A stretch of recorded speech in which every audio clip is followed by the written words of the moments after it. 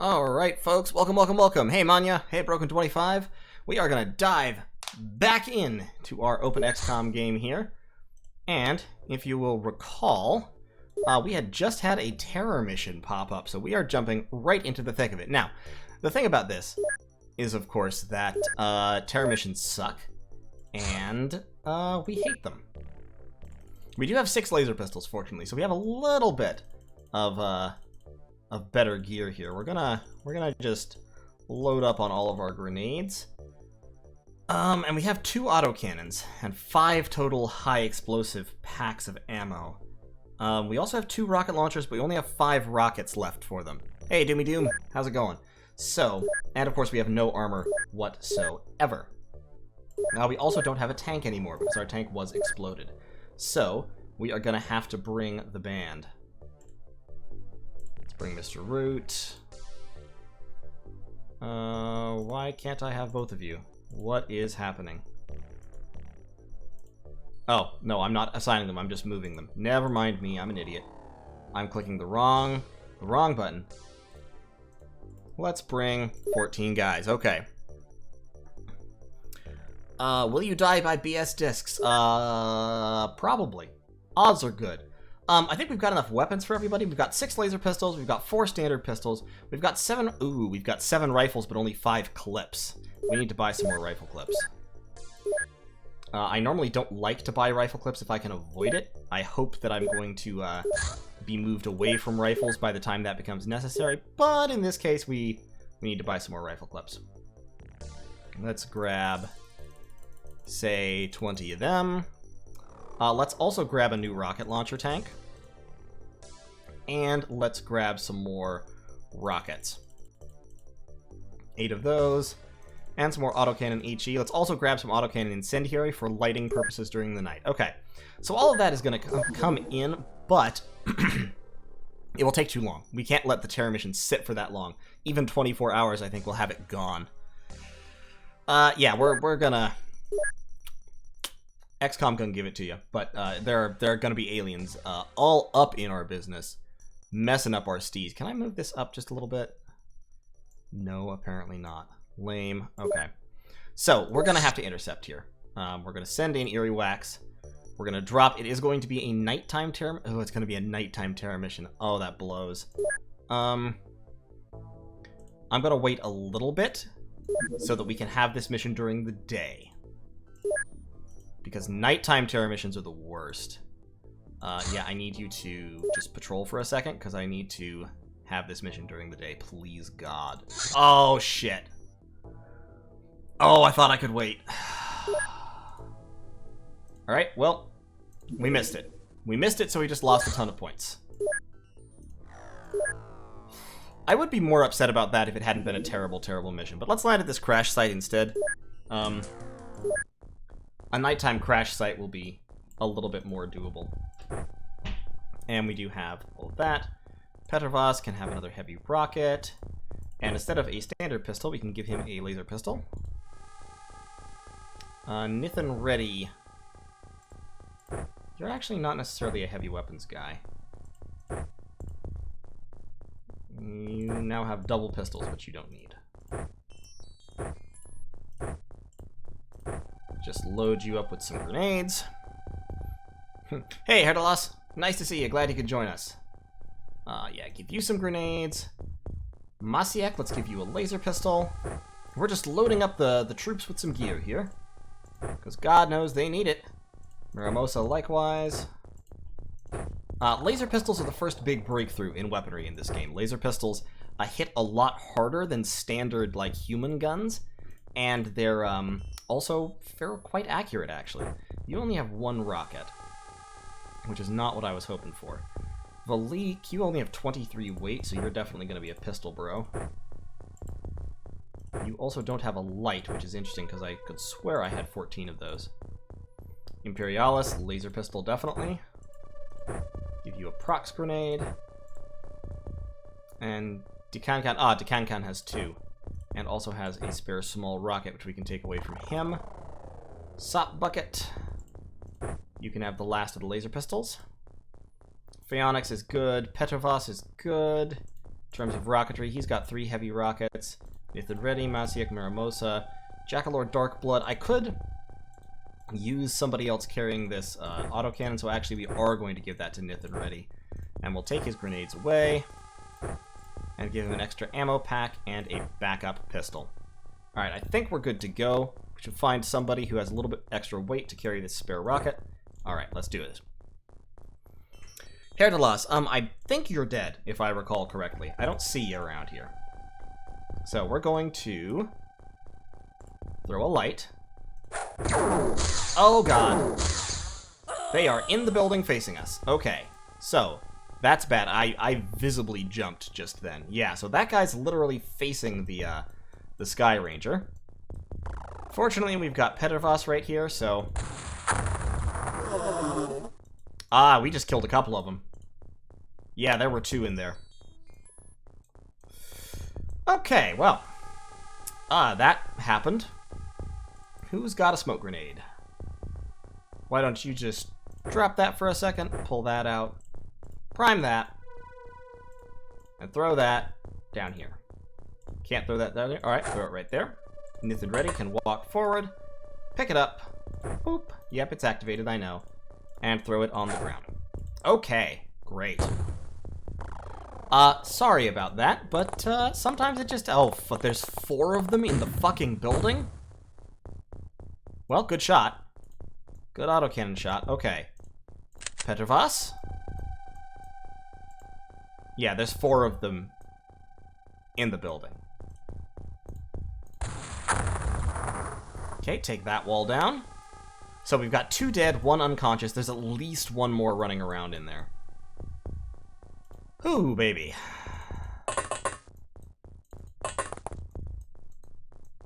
A minimum of 1 more, so we're just gonna... I think he's back in this corner.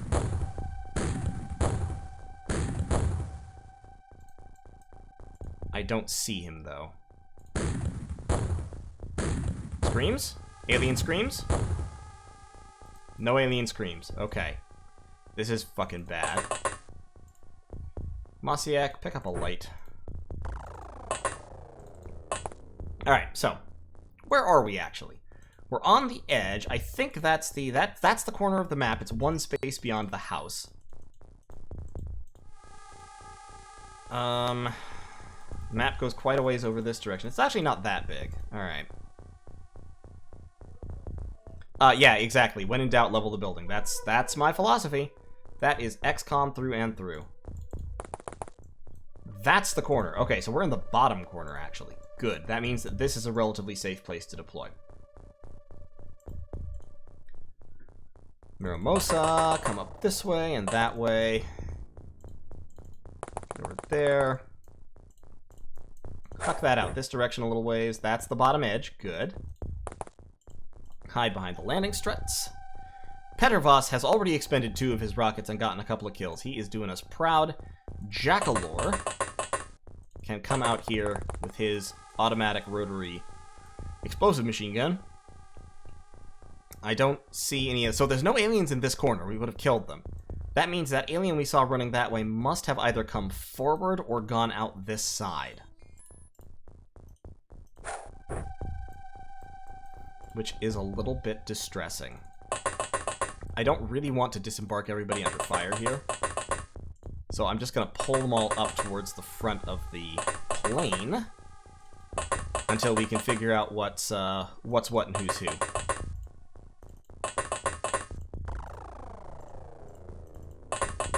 Okay. Okay, so he did move forward. He's in the building still. Iago, meanwhile, has taken, a fatal wound. Okay, so Iago's going to die unless we can solve this problem within 13 turns. Come on, where the fuck is he? There he is. Oh, he's on the 2nd floor. Okay. But we see him now. Hey, Jackalor.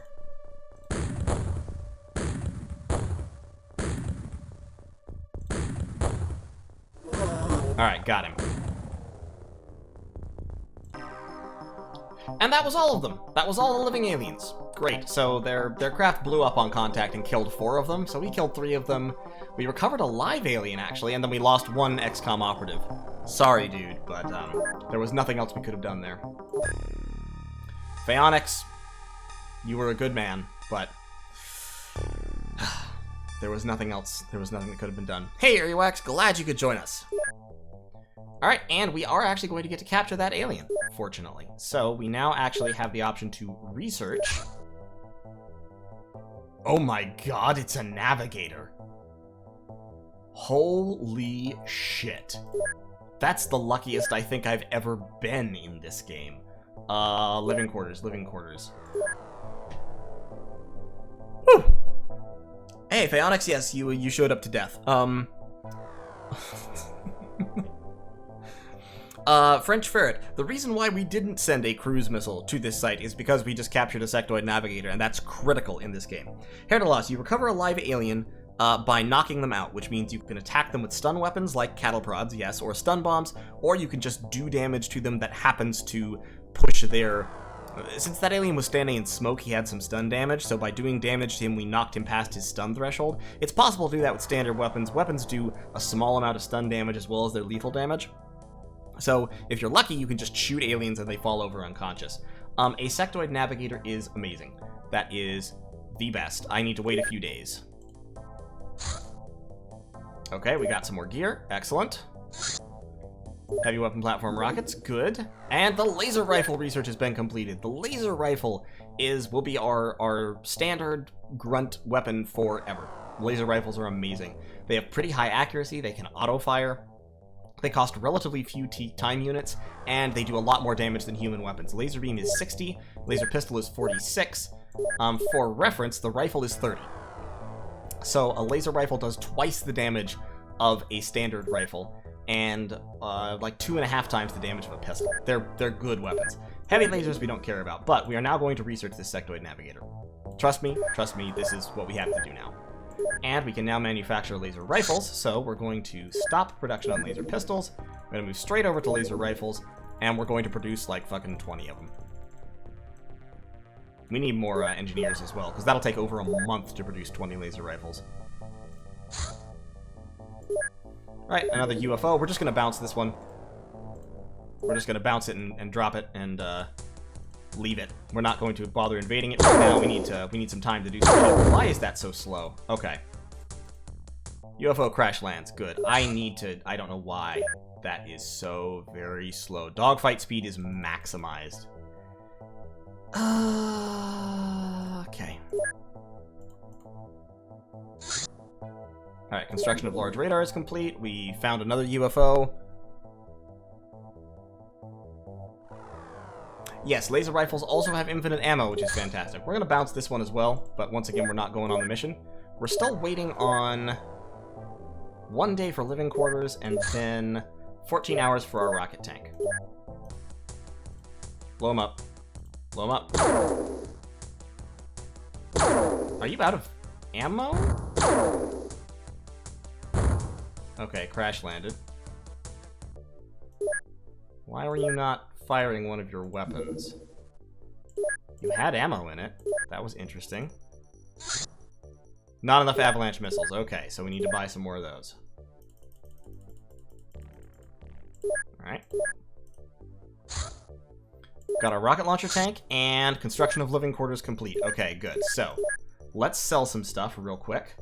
We're going to sell, we've got one laser rifle. We're going to sell our plasma rifles. We're going to sell a couple of laser pistols and a couple of laser pistol clips. We're going to sell some mine probes. We're going to sell some sectoid corpses for another over 1 million. And we are going to purchase 20 more scientists, 10 more engineers, and let's say 9 more soldiers.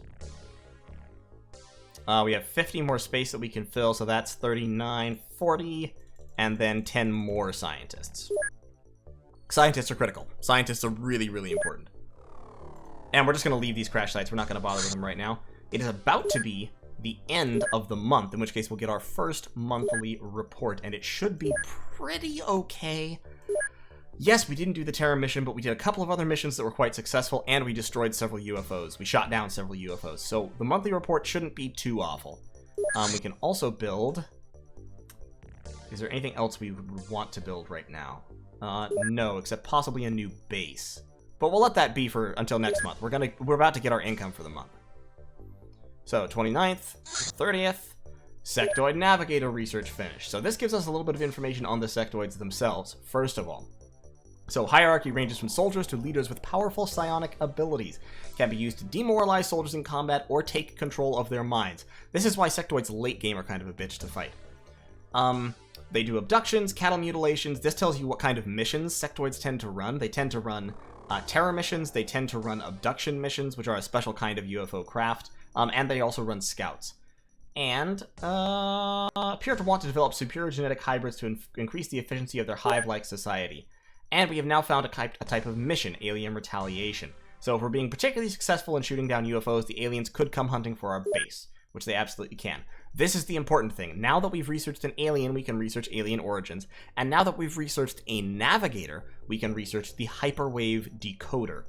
The hyperwave decoder allows us to it automatically detects all UFOs in range, and it tells us what they're doing and what type of alien they are. So radars have a percentage chance to detect any UFO that's within their range at any given increment of time. I think it's every 5 minutes they have a roll, or every hour they have a roll, something like that. In any case, there's a pretty decent chance that a UFO can just fly through your radar range and go away and not have to deal with you. Hyperwave decoders eliminate that chance, and they give you a lot more information about the aliens, which lets you kind of pick and choose whether you want to fight a mission or not. That's super important. We have a lot of valuable research we need to do right now, but Hyperwave Decoder is probably the most valuable, and so we're going to start with it. We have 50 scientists, which is all that we can possibly afford, and so we're just going to, we're going to do that. All right, we've got some more soldiers, we got some more scientists, some more engineers. We're going to turn our manufacturing to entirely towards our laser rifles. And we're going to equip the whole squadron with laser rifles except for specialist heavy weapon troops. Yeah, things are going actually really, really well. Let's talk about soldiers, shall we? If I recall, we had gotten up through... Who did we get up through? We had Herdalos, we had Iago, we had... most of these guys, I think. We had Imperialis. We had... Decancan, I think, was our last one. Earwax, yes, manufacturing does cost money, and you can also sell the products for money. Manufacturing will, in the late game, actually usually support most of your income. Above and beyond your, like, the money that you get at the beginning of every month. Fairly low, actually. Let me just shift that off the screen real quick. Whoop. Okay. So I think our next soldier was going to be Shorty55. By the way, for those who don't know, I'm just going down my list of Patreon supporters that I get off patreon.com. If you have a Discord handle or something attached, I'm using that. Otherwise, I'll just use the name or part of the name that displays there. And I'm just doing this. If you want to be on the list of soldiers but are not a Patreon supporter, you can just throw some kind of donation into the stream and we'll put you in next. You know, $1, whatever it is that you happen to have on hand. So we've got Shorty55. We had Sotbucket. Oh, did we miss Shorty55 before? I think he might be a new guy. He might be new, because we had Sotbucket and we had Mr. Root. So I think next we have Protoluz.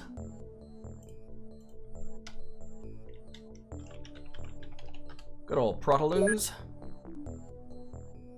And then we've got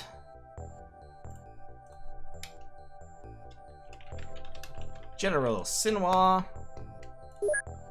followed by our good friend Jimbo. Did we already have a Jimbo? Feel like... I guess not. I guess we didn't already have a Jimbo. And... I think that's it. Unless I got some new ones. I think there are some new ones that got added to the list since I've been doing this. Yes. Yes, there are. Gift of Iluvatar. And who else do I not recognize here? I think that is it. Alright, that's all for now. We'll get some new blood in pretty soon. Trust me. But to look at those new soldiers, actually, while we're thinking about it, Shorty55 is a grunt. Nothing too super special here. Nothing bad, but nothing too super special. As is Protoluz. General Simlaw is a heavy weapons guy. Not a very accurate one and also kind of a coward, but high strength, which is good for heavy weapons. Jimbo is, holy shit, Jimbo is a sniper. He's cowardly and he's slow, but boy, he has the maximum possible starting accuracy. Gift of Iluvatar is a grunt, a cowardly grunt, unfortunately. Yeah, we're just gonna leave those unnamed gentlemen alone for now. Yes, cats are evil. If you donate on Patreon or on the stream, donations will allow you to die a horrible death at the hands of alien invaders attempting to protect Earth from their depredations. Will you succeed? Debatable. Will you accomplish something? I mean, probably. Okay, so we've got another living quarters, so we've got plenty of space, but it is the 31st of January. There we go. So this is our monthly report. Our monthly rating was 427. That is our score minus the score of the aliens. As you can see, since we completed a bunch of missions, our score is good. Our income went up by 483,000. Our maintenance costs, which we pay monthly, were about 4.5 million. So our total income was 6.5 million. Our maintenance was 4.5 million. So we ended up positive about 2 million. The USA, UK, Germany, Japan, India, Australia, South Africa, and Egypt are happy and increased their funding. China reduced their funding, which indicates that probably there are aliens in China.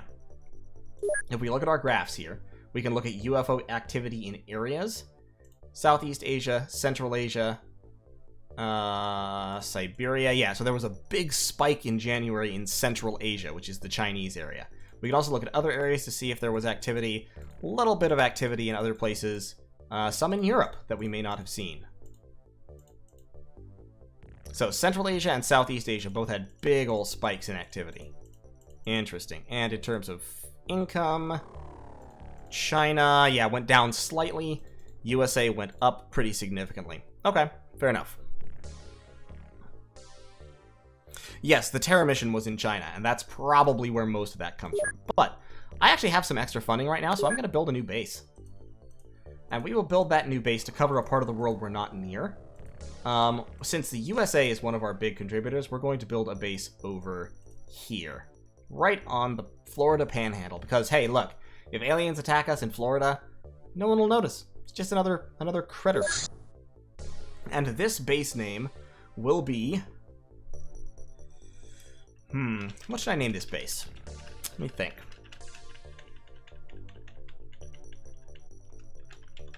We'll name it Crocodile Land. There we go. Welcome to Crocodile Land. We're going to put our access lift right there. And we will build the basics that we need first. We need a hangar, and we need a living quarters. Actually, no, we don't need... Well, living quarters will be fine. So we need a hangar, we need a living quarters. We'll also need some radar. And then a laboratory, workshop, general stores will be the second most important. But the goal here is to have some radar, an interceptor, and some garrison troops, basically. And then we'll expand it so we can launch missions out of this place as well. Hey, Shocknix. Hey, Azarol. Yeah, I think you're on Patreon, Crazy Cat, aren't you? I think we've got a soldier named Crazy Cat. We do. Look at you. You are a chicken. I'm sorry. It's true. Diary? Oh, this tells you what missions you've been in. Nice. Okay, so, speaking of equipping the craft, let's put this tank on board. I need to take some soldiers off, actually, so let's take off Nithin Reddy. Let's take off Mr. Root. And let's put on a tank. And 5 laser rifles. As I said, we're going to phase the rifles out. The rifles are now gone. We're using laser rifles from now on. Laser rifles and laser pistols. Actually, that reminds me, I also need to put on those laser pistols so we can phase the pistols out. So, human weapons, gone. Kaput. We're not using them anymore. In fact, we're going to sell them so that they don't take up space. Human weapons suck. Or rather, chemically propelled weapons suck. Laser rifles, which are still human weapons, are great. And I think I'll keep my 3 million in the bank for right now. Okay, construction of the workshop is complete. So I have a lot more workshop space available. I'm also going to recruit yet more people. Still only have 50 lab space, so I'm going to build another laboratory. And we will build... another living quarters. Right now we're at 97. Actually, no, I don't need another living quarters. Yeah, cancel that. But I'm going to hire 19 more engineers. That'll be fine. And then the laboratory will take most of a month to build, so I won't worry about that right now.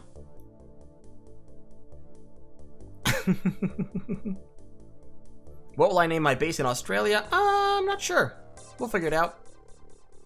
Completed the Terra mission on hardest with a perfect score and then never played it again because I'll never do better than that. That's fair. That's valid. That's a valid statement in my opinion. Okay, so we found another UFO. This one I'm going to try to shadow and see if I can get it on ground. Tracking lost? Oh, okay. It escaped to orbit. So that UFO had actually completed its mission and it took off. So it has escaped.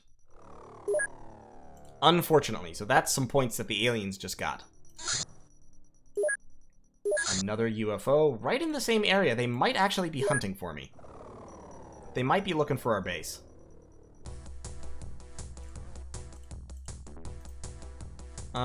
If he looks like he's gonna go over the water, we're gonna have to shoot him down. Nope, he's slowed down. He's moving north. We might be able to get him on the land.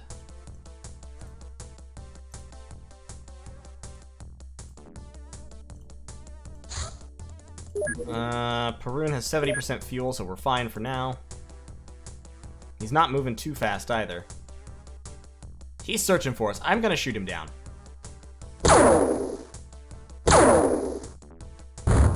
Okay. Got him knocked down. That's fine. Let's equip the craft. Laser rifles. We have 8 troopers, right? So we're going to have... Excuse me. We've got... I don't need 2 autocannons for this. I think probably I'll only need 1 autocannon and 1 rocket launcher. So let's... Yeah, let's just put the gear on here, insofar as we can have it. 1 small rocket. I gotta use that up. And laser rifles, 6. 8 laser pistols, plenty of grenades, plenty of flares, plenty of smoke and procs. Okay, we're good to go. And let's go kill some aliens. Alright, and it's a daytime mission, fortunately. So, Petrovas, yep, you're good to go. Masiak, we're going to give you a laser rifle. You've been promoted. You can also put that back on your belt. Miramosa, likewise. Been promoted to an actual weapon. Take some grenades. That puts you slightly over... Put that away. Hey, Peacock, how's it going? Bork. Can have a rocket there. And a rocket there. Put that down. Take a smoke and a laser pistol. Eric Tams. Good old Eric. Eric, he's our man. If he can't do it, no one can. Take a laser rifle. Now, Imperialis is actually going to stick with the laser pistol because he's a scout. He's going to be running. He's going to be up in people's faces. He's going to have 2 grenades. Actually, instead of a standard grenade, I'm going to give him a second prox grenade. Decancan, same thing. Laser pistol, multiple grenades. Put that down there and take a standard grenade up in your hand. Sop Bucket, however, is going to be laser rifle, I think. Another smoke. Petrovas is good. Okay, we're good to go. Ooh, food poisoning. Food poisoning sucks. I'm sorry to hear that, dude. Glad you're doing better. Now, let's drive the tank down. Hello? Hello, alien friends. It's me. Okay, we are in the middle of the map. Yeah, we're way in the middle of the map. Let's debark on this side. But at least we've got good visibility. I don't even see the UFO. Ah, I do see the UFO. The UFO is behind us. Any smoke? Not that I see. Okay, let's drive the tank down this way and actually kind of hide it behind, underneath the Sky Ranger. There's a building down there. And there's a little area up there we don't see. Aliens love to hide in buildings. They don't like to be out in the middle of open fields. Necessarily. Petrovas, just put that down. Masiek. Give me a smoke, please.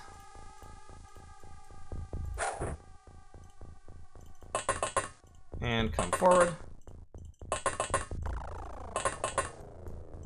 We're all just going to shift forward and wait for the smoke to go off and for the tank to draw fire. The tank will tell us where the enemies are, and we will then be prepared to counter them. Okay, UFO doors. They're walking in and out of the UFO.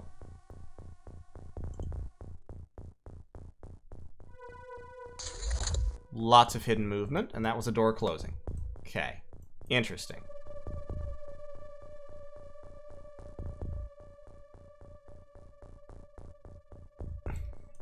I really like tanks.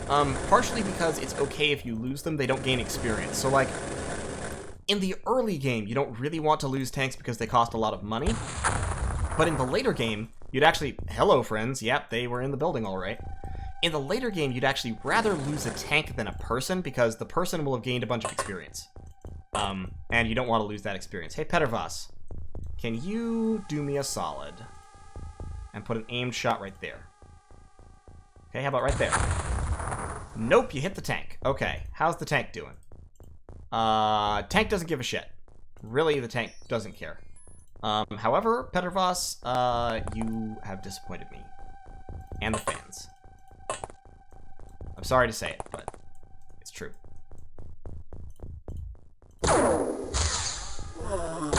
See? Laser rifles, ladies and gentlemen. They're accurate, they're powerful, they're just good weapons. Unfortunately, we shot the tank again, but tank still doesn't really give a shit. However, more unfortunately, we've actually blown away part of the stairs. So we're not going to be able to climb the stairs to get after the aliens that hide up there. Miramosa, could you come down there? And give me an auto shot. We just killed a third alien that we couldn't see. Good job, Miramosa. I appreciate you. Given that this was a shot-down UFO, that's probably the majority of the aliens. I don't want you. You have explosives. Eric, drop that.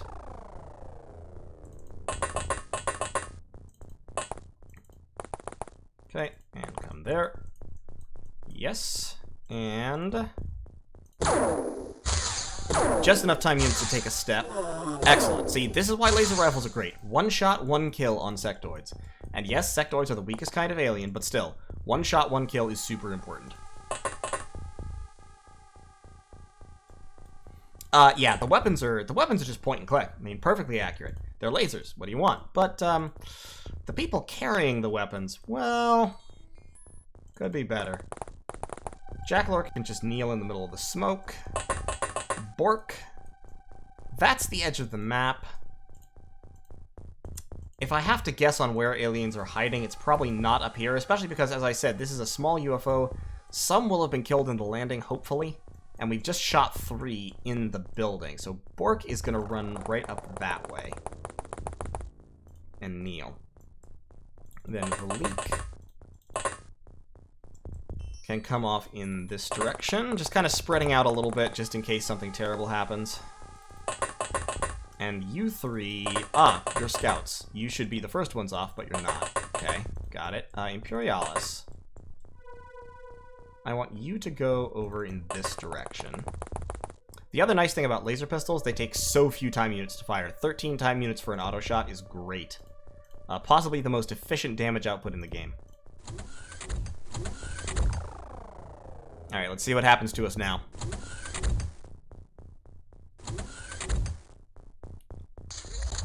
Lots and lots of door opening.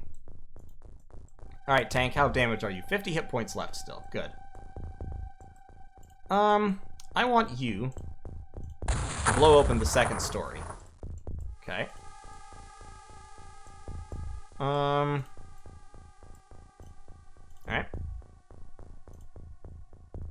That guy has a plasma rifle, so let's kill him if we can. Do I have a sharpshooter standing around? No. Do I have a sharpshooter in this squadron? Did I accidentally leave all the sharpshooters at home? Yes, I did. Okay. Eric, give me an aimed shot. Actually, just give me some autofire. There we go. Good job. Okay. Roll the tank forward a little bit more. Alright, so we got 1, we got 2. They're still in the building. Okay. Petervas. Load up another rocket. And...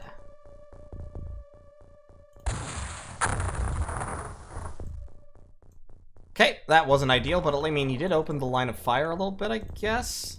I need you to work on this. I really do. Eric. Look, they're all hiding in this house, like... this house is just a fucking alien party. Eric, stop shooting the tank! God damn it. I really appreciate everything you've done for us, killing 2 aliens, but you've got to stop shooting the tank, please.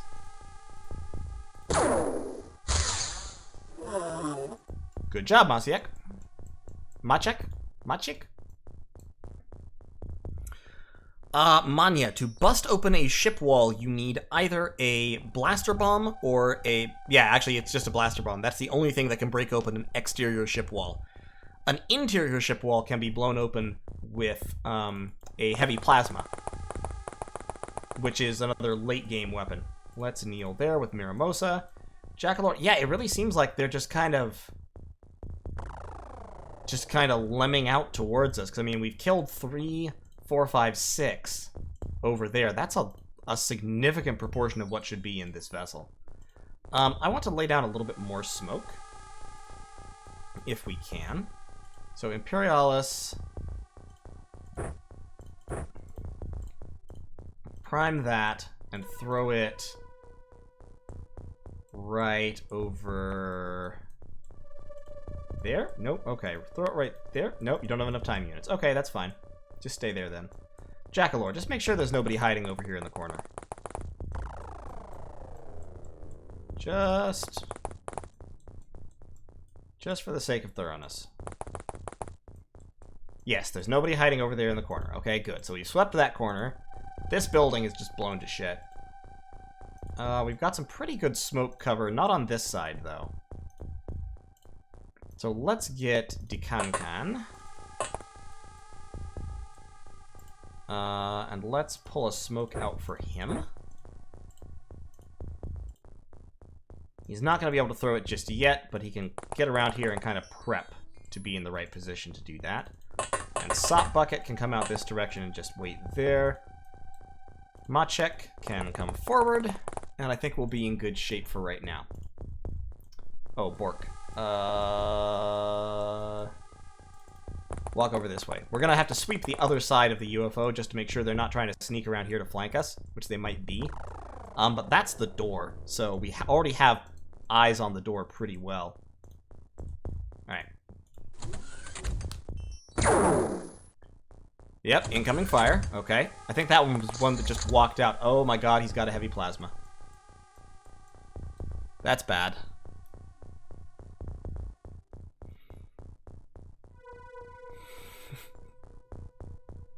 Yes, Dragon, we're trying not to shoot the tank, but... Okay, so he has a pistol. I saw one walk that way. I swear I saw one walk in that direction. Swear to God. I can't shoot that one.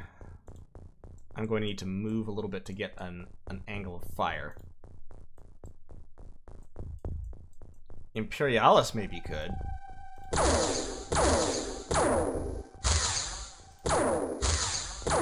The laser pistol is really more like a laser submachine gun, because you can just spray auto fire wildly downrange. Which is pretty neat, actually. It's a very useful tactic sometimes. Ooh, there we go, right in the noggin. Okay, so we hit him once, didn't kill him. Kind of to be expected. Let's get Eric over this side. You need 19 for an auto shot, so 38, so you already can't do 2. So turn that way and kneel. Come on, come on! There we go. Alright, another kill. Great, and we blew down a wall as well. Now let's get the rocket launcher tank moving again. Drive it into the wreckage of this barn. It might get ambushed at point-blank range, not gonna lie. Well, I thought there was an alien that ran over in this direction. I really thought there was.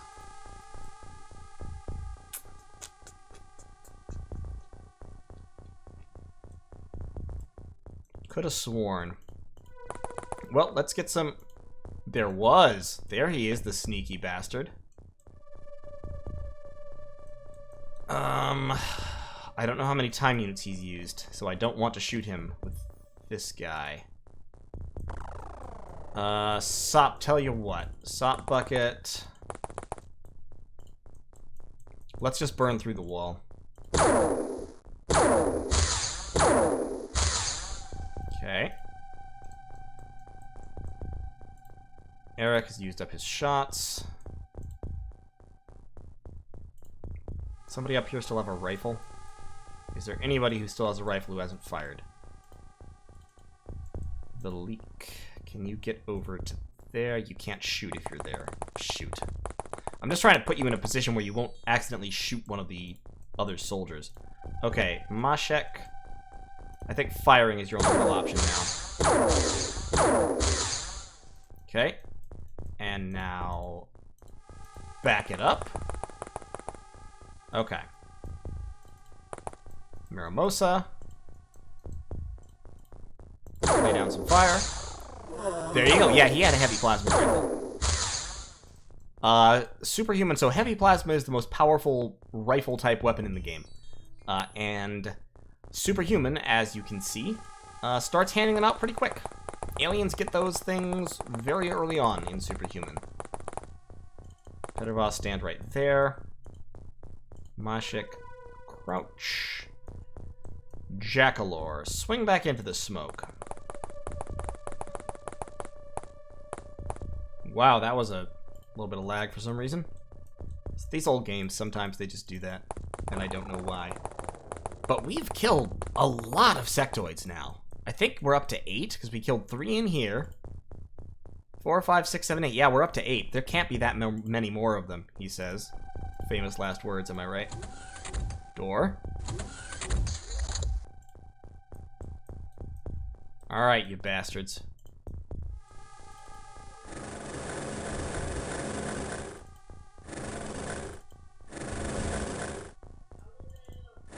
Time to park the tank in front of the door. Actually, I might be able to get a prox mine on the door. Jackalore has a prox mine. Let's run him over in that direction.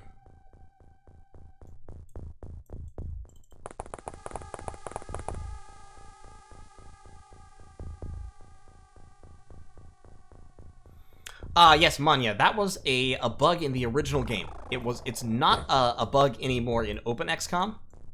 So that was one of the reasons why Terror from the Deep ended up as horrible as it was because people were reporting, oh, the game's super easy because it was always stuck on easiest difficulty. Like I said, that was one of the things that the patch 1.4 in the native game fixed, which was actually a fan-made patch, and then Open XCOM also fixed. So let's pull on down this way. Jackalore's got a prox mine, but it's not primed. Eric, get on the wall if you can. Sop Bucket, get on the wall. The game can be brutal, and honestly, that's one of the reasons I really enjoy it, because it can be brutal. It's not pulling punches. And, I mean, it's kind of, the difficulty is a little bit artificial in some ways, but it's a lot less artificial than most games. I will definitely give it that. There's no Nintendo hard in XCOM. It's hard because the aliens are following the same rules as you and they're better than you. So you just have to kind of fucking deal with that. Let's toss some smoke right there, just to cover our advance in this direction. In case a sectoid walks around the corner and tries to take some pot shots. And yeah, that should be good. We can get Bork down here as well.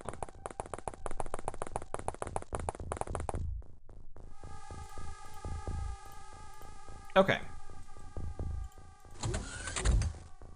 Yeah, the inside of the UFO exploded.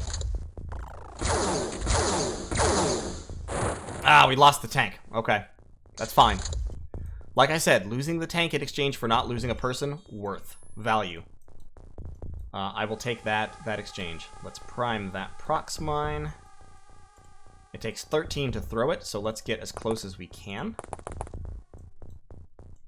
That's as close as we can get. Throw that. Trying to get right there. Where did it land? Where did it land? Fuck. Shit.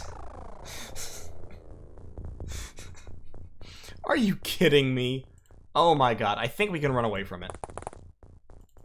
Okay, I think it's right there. Because if we look here, the little cross marks where things have fallen, and there wasn't anything there before, so it's right there on the corner. God damn it. Alright, we're gonna need to blow that up with a standard grenade, just to let us pass. So prime that. We have 24, it takes 13 to throw.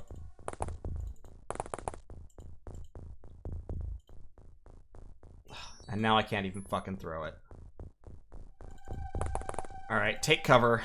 We're gonna need to just have some people covering the firing angle here, in case an alien comes around the corner and wants to take some shots at us. Imperialis is covering as well. Alright, fine. It's fucking the worst. That's XCOM. Bad shit happens to you. Bork, take your pistol out, please. And Decan can come right up there. Who can? Decan can. Sop Bucket, you have a prox mine as well, right? Yep, okay, so pull that out and prime it. And get kind of ready. Alright.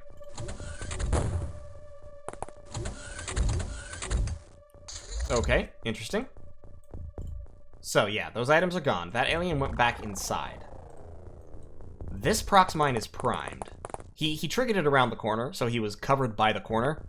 So the grenade didn't really hurt him. Yeah, in Superhuman, mutons and chrysalids and stuff have very heavy armor. Oh, he's standing right there. Oh, well then why would I throw this prox mine? Let's just shoot him. With guns.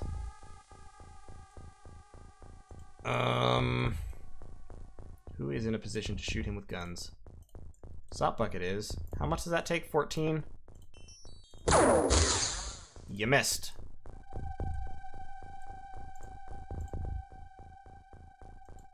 If he moves, it'll blow up, but turning to shoot me doesn't count as moving. So, Sop Bucket, just do that. And then good old Imperialis. There you go. He was another one with a heavy plasma, incidentally. Unfortunately, it looks like there are more. So... Sop Bucket, please be not in the line of fire. Jackalore...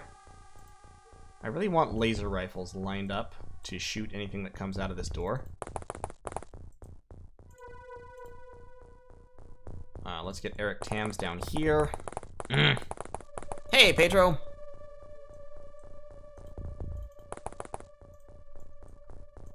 Let's get Jackalore right there with his explosive machine gun. Let's get Imperialis, can be there, that's okay for now. Stack up on the wall. Petrovos can come down here. The trick with a guy who's carrying a rocket launcher and a laser pistol is to use up enough time units every turn that he can't fire the rocket, but he can fire the pistol. So like that. He can still shoot the pistol. He can no longer shoot the rocket launcher. And let's get Maschek and Dekankan coming around the corner. It is both. Cats are evil. It is both. And Bork can get around the side. Okay. I think we should be good. I think... let's see what happens. Door. Okay. Nobody coming out. Sop Bucket still has that primed prox grenade. Anybody? Hello? Boop. Present for you. That is going to blow up a couple of corpses, which is super unfortunate, but gotta do what you gotta do.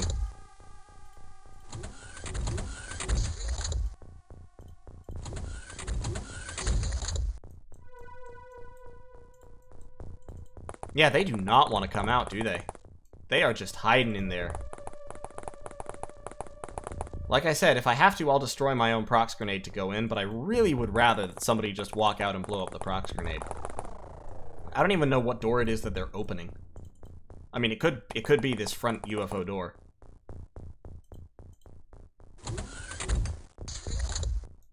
It sounds like there's somebody standing right there who's just opening the door over and over and peering out and then stopping. It might be that he sees the grenade when he opens the door, and so he doesn't want to step into its radius. That's possible. Imperialis, come run down this way, please. Yeah, I know. I don't really want to end 10 turns just for the sake of ending 10 turns, but I also don't really want to charge into a UFO that I know has an alien standing right inside the door.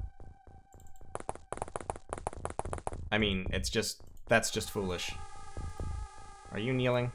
Now you're kneeling. Petrovos, you should go back there so you don't fire if something comes around the corner. You can actually be right there kneeling, and you can be right there kneeling, and you can be right there kneeling. Yeah, anything comes around this corner is gonna die in a handful of stages. Oh my god. No, they're not.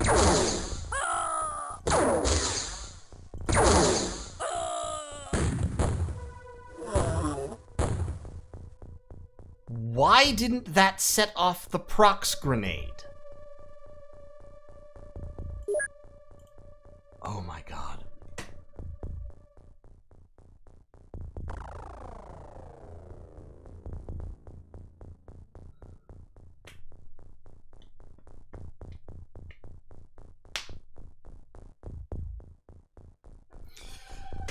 That's XCOM.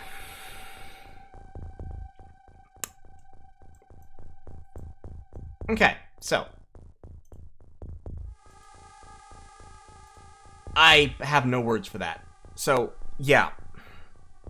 What just happened there was I had just moved everyone, so they had slightly below... I mean, that doesn't even actually explain that because these guys had completely full-time units and high reaction scores, but this is how things work on the highest difficulty level. The aliens are so much faster than you are that reaction fire isn't really a protection. That alien managed to, I think the prox grenade was just far enough away that he could get out and edge around this way. Actually, I don't know. I don't know why it didn't go off. It was sitting right here. I don't get it. In any case, so he managed to shoot 3 people before any reaction fire could hit him, and then when it hit him, well, he shot 2 people, and then when the reaction fire hit him, he got to shoot a 3rd. So that was fucking bullshit. But XCOM is bullshit. What do you want?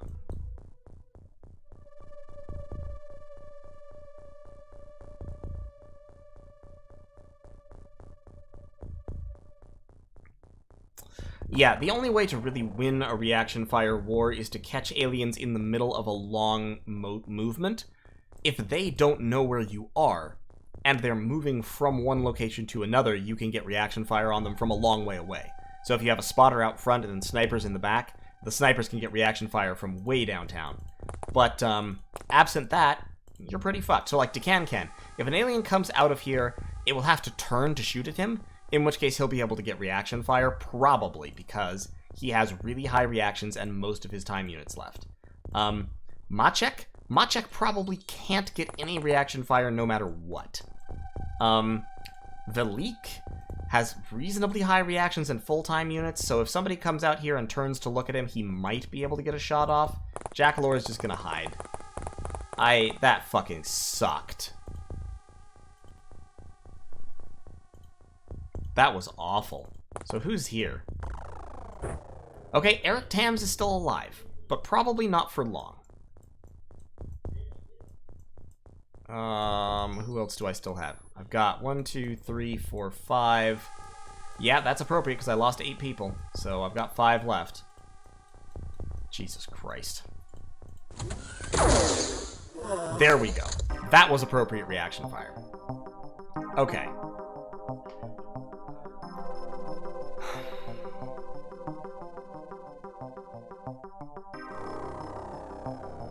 Right, they cover 9 tiles, so he should have been within range, because he was 3 tiles back straight from the door. So anyway.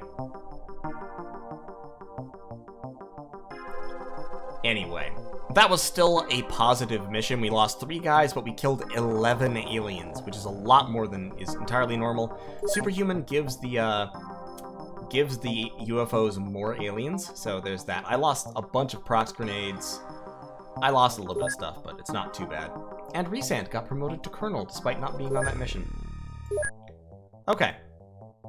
Great. We're gonna need some more soldiers, folks. Please, by all means, sign up, because we are a little bit short on names. We got, how many named soldiers do we have right now? 1, 2, 3, 4, 5, 6, 7, 8, 9, 10, 11, 12... 13, 14, 15, 16, 17, 18, 19 named soldiers. We are definitely going to need some more. Dreaming about dragons, I would say never sell heavy plasmas, unless you have just too many of them, because you really, really want them. I got 5 heavy plasmas from that missions, and yeah, they sell for a lot. Like, I could sell these guys for a ton of cash, but I want them. and heavy plasma clips. They require Illyrium to produce, and you really want to hoard Illyrium as much as you can. I'm going to keep 6 plasma pistols. I guess I'll rack up 24 clips. That'll be fine. Sell off some mind probes and some sectoid corpses. There we go. Yep, okay.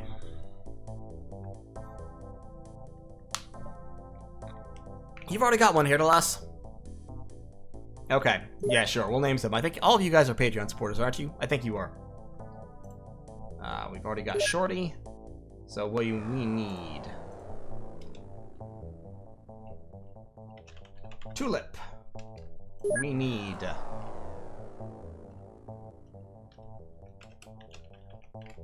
Dakid. Or Dakadi, or whatever. And we need... oh, hey, Kronos. Mind probes do have a use, but honestly, it's not a great use, and I don't really... I like the money more. We need Kronos 12. We need... Sure, you know what? I'm just gonna start naming people who asked for it in chat. Might as well. Okay, so, our new troops here. Tulip is a heavy weapons guy. Once again, a coward. To be honest, I might start firing Bravery 10 people because they're just bad. Dakid is a scout. Kronos is a heavy weapons guy, a somewhat better one. And Maxim Machine Gun is also a... He's an interesting... He's a scout heavy weapons is what he is. He's got high strength, okay throwing accuracy, very high reactions, low bravery. So he's really a grenadier, but I call him scout heavy weapons. I do not have a book thief, no. So we'll get there. Yes, mind probes are very useful for specific missions, and having 1 or 2 floating around for those missions is handy, but you don't need many. Also, the craft... Here, let's look at our equipment. We've got 7 laser rifles, laser pistols. I need to produce a few more laser rifles, but after that I'm going to start selling weapons on the black market. I also need more soldiers and another tank, because I lost my tank. Tank, please. And let's recruit 7 more soldiers, because I've got 150 space right now. Yeah, recruit 7 more soldiers. Incoming transfers, I have 19 engineers, some soldiers, a tank, and heavy weapon platform rockets. Okay. Okay, engineers. So, we're producing 10 more laser rifles. We're going to put all of our engineers on that job. It'll take us about 3 more days. After that, we're going to start selling weapons for profit to, like, I don't know, African warlords or something. Probably African warlords. Let's name a few more soldiers, shall we? While we're here. Who else do we have? We got Kronos 12, right? Maxim Machine Gun.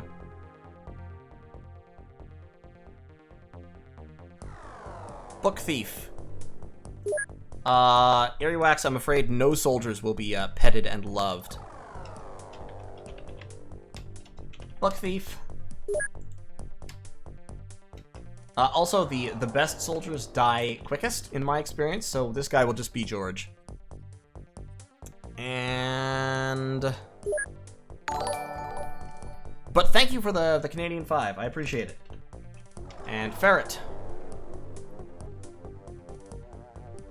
And Seismus. Wow, my god, Seismus. That's pretty solid.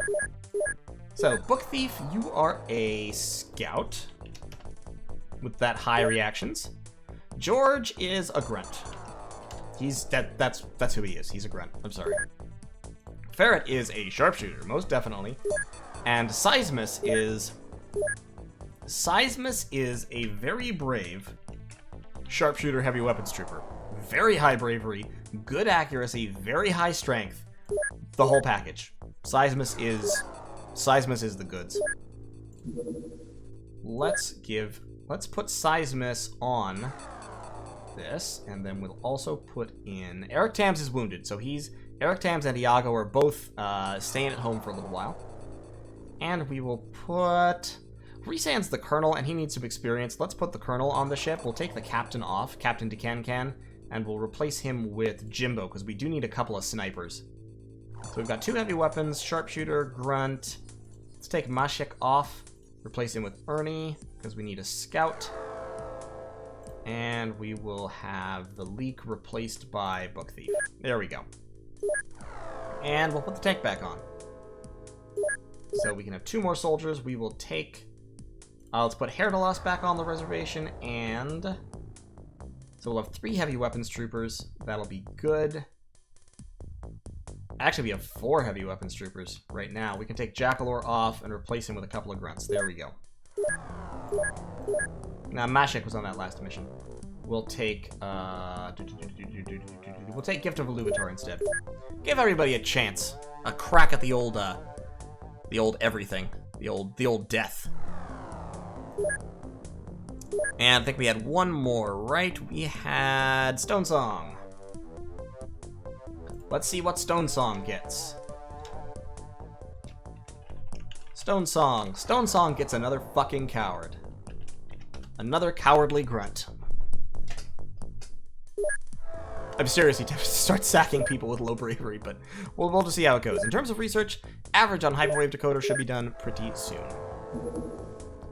Production of laser rifles has been completed, so we're now going to start producing laser pistols, and we're going to sell them. And we're just going to make, like, 50 of them. And as you can see, that will make us a very significant profit. Laser pistols cost 8,000 to produce, and they sell for 20,000, so you make 12 grand off each of them. Is this the XCOM with the ballistic shields? No, not even. You don't have that kind of protection here. Ah, and we finished the hyperwave decoder. So, the hyperwave decoder takes almost a month to build. It takes $1.5 million, but it intercepts UFO transmissions and tells us the type of UFO, the alien race, and what they're doing. It's amazingly powerful. Now that we've gotten that out of the way, now we can probably start researching some stuff to keep people alive. So we're going to start researching alien alloys. This will give us personal armor. It will also lead us into the tech tree to build UFOs of our own. And we now need to build a hyperwave decoder. Unfortunately, we don't really have much by way of cash. But we are starting to fund ourselves now, so we're going to build a hyperwave decoder right there. And that is a very small scout UFO, which we are just going to shoot down and explode. It's not worth capturing these things on the ground. They don't give you any Illyrium. And they only have like 1 alien inside. There we go. UFO destroyed. Love it.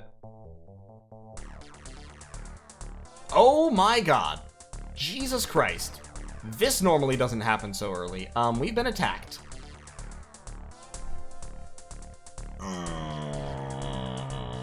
Okay. Okay.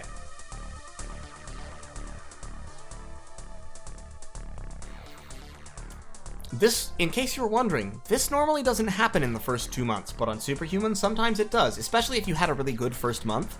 The aliens hate you and they will come to kill you. So, we're going to defend the base. How many guns do I have? Fortunately, I have plenty of laser rifles. So, everybody gonna get some laser rifles, and a whole bunch of grenades. So, Rysand Petrvas has the rockets. Good. Nithin ready. I don't need you to have that. I need the actual heavy weapons guys to have those. Can have a grenade. Mashek, Crazy Cat. Smoke grenades. Believe me, the base will end up filled with smoke. So, Jackalor's got... Good, plenty of gunfire. Iago can have that. And a smoke. We don't need lights because there is light in the base. Herdalas. I actually want Herdalas can have that. And then he can have... He already has some spare. And he can have a laser pistol. Ernie can have a laser rifle. And a smoke grenade. Put the smoke grenade up there, actually. Mr. Root, laser rifle. Bork. Let's take the smoke grenade away so that he's not short on something. On weight. Oh my god. I'm a little bit alarmed. Laser rifle, General Sinwa. Does somebody else have a heavy weapon? Yeah, we've got a lot more people than guns, I think. Because we've got well over 20 troops. I think some of our troopers are actually going to go into this gunless.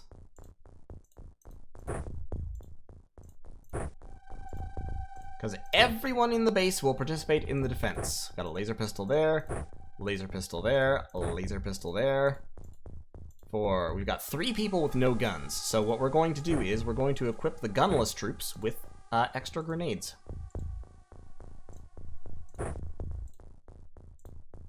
So let's go through taking off some grenades from some people. Yep. We're actually going to take the sidearms away from the heavy weapons troopers as well. So, yeah, this will be an interesting little experience. Ooh, baby. Well, we're going to be freeing some, people up, that's for sure. Alright, that's the laser pistols gone. You can just double fist grenades real quick. You can have that, and then you can have that, I guess. Okay, let's do this thing. Let's blow this pop stand. Alright, great. Fantastic. I love it. This is probably going to be the sectoids, like, let's be real. It might be floaters. I hope it's floaters. If it's floaters, we won't have a terribly bad problem. But if it's sectoids...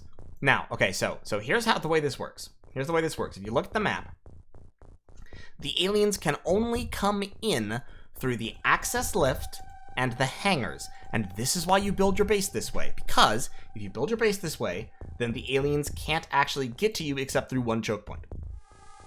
If you build your base in the standard way, where you have a hangar up here, the access lift in the middle, and a hangar down here, and a hangar over here, the aliens are coming from all sides and you're fucked. It'll be a massacre. But, fortunately, I built my base in the proper defensive arrangement, and I have a tank. So we're going to drive the tank over there, we're going to catch the aliens in a kill box, and we're going to explode their heads. Bork. Come right there. And wait. Resand. Do you see an alien? No? Okay. Take out a prox mine. Prime it. And then walk back into your room. Everyone else, we're just going to pull out into the hallways and prepare. Jackalore. Yeah, stand right back there. I don't want you firing reaction shots. There may well be an alien in the lift who's going to just run down in this direction. That's very possible. And if that happens, these guys might get reaction fire on him. Reaction fire with a rocket would be bad, so let's put Bork back in his room. In fact, I'm gonna sacrifice the tank. Yeah, okay, there's a guy right there. Got it. Yep, that's what I thought would be the case. Doesn't look like he's got a heavy plasma, fortunately. We'll just turn the frontal armor towards him and we should be alright. Get Maxim out into the hallways. This is gonna be this might actually work really well, kind of depends. Do we have any sharpshooter? We have Herdalos back here. We've got good old unnamed Pavlova.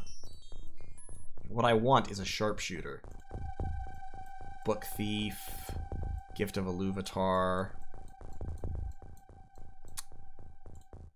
Valik should come downstairs. That is Tulip. Tulip can come in this direction. Yes, Bork is absolutely the Swedish chef of the team. Pedro, if we explode the base in the sense that you destroy every square of a room, then yes, you will have to rebuild that room. So, for example, this is... these are residential rooms. All of these rooms represent actual structures that I built. So, over here, if I were to blow up this room, I think this is a lab. If all of this room was destroyed, I would have to rebuild the lab. If all of this room was destroyed, I would have to rebuild the living quarters. This, I think, is a workshop, so if all of that was destroyed, I would have to rebuild a workshop. Most of the stuff on the ground floor can actually be destroyed without hurting the actual base, but you still don't want that to happen. I don't know what the fuck this is. Maybe that's an alien... this is alien containment here, I'm pretty sure. So, yes, in other words, the answer to your question is yes, but it's easy to avoid.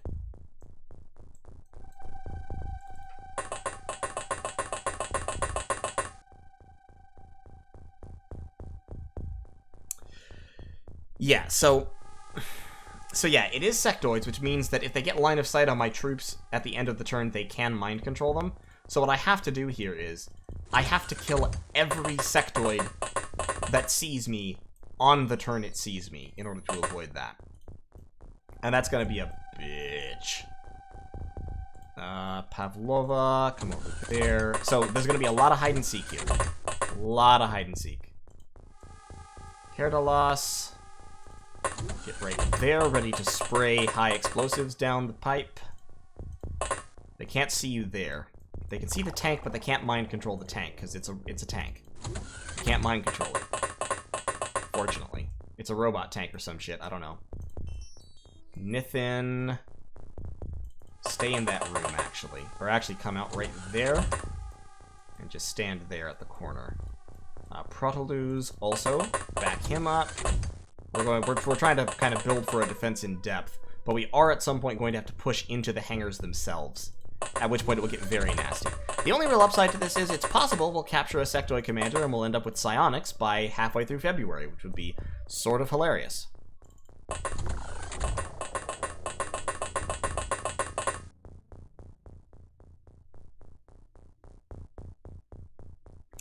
Yes, on Superhuman, aliens can see your troops for a certain amount of time after you've broken contact. If you kill the alien who saw you... Okay, so there is a fairly complicated line of sight rule about that. In general, though, this is going to be bad, and I am possibly, potentially fucked. But we'll just kind of have to see how bad exactly it is. Because we don't quite know yet.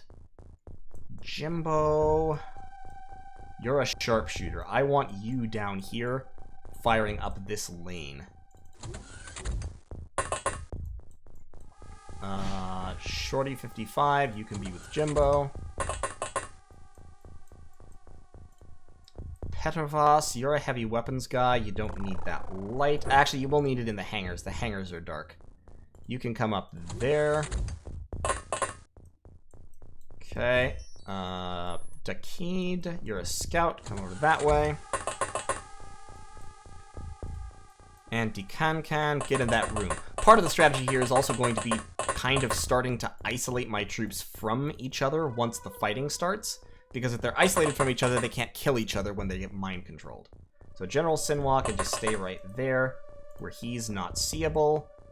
We are going to work to create monster closets for the aliens, where we have troops they don't know about who can pop out and shoot them from behind. Okay. Alright, plasma pistols, not too bad.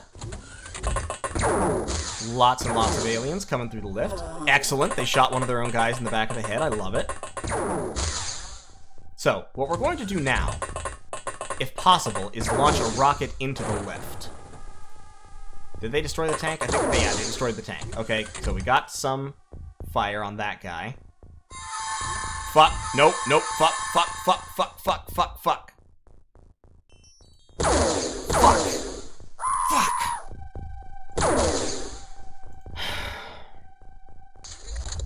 Okay. Alright, so they mind-controlled Kronos, which means that he can shoot anybody.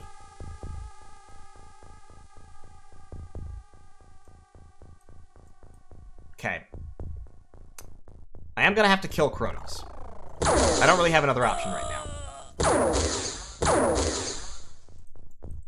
And I'm gonna have to kill that. Okay. Maxime can now go over there. Now, they don't know about these guys. They don't know about anybody in here. I've got Bork, I've got Resand. Bork is going to walk out. He needs 25 for a snapshot.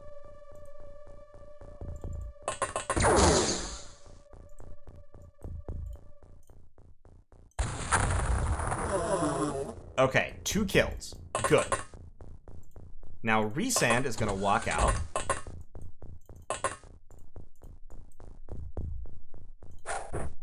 Get that prox mine and go back into cover.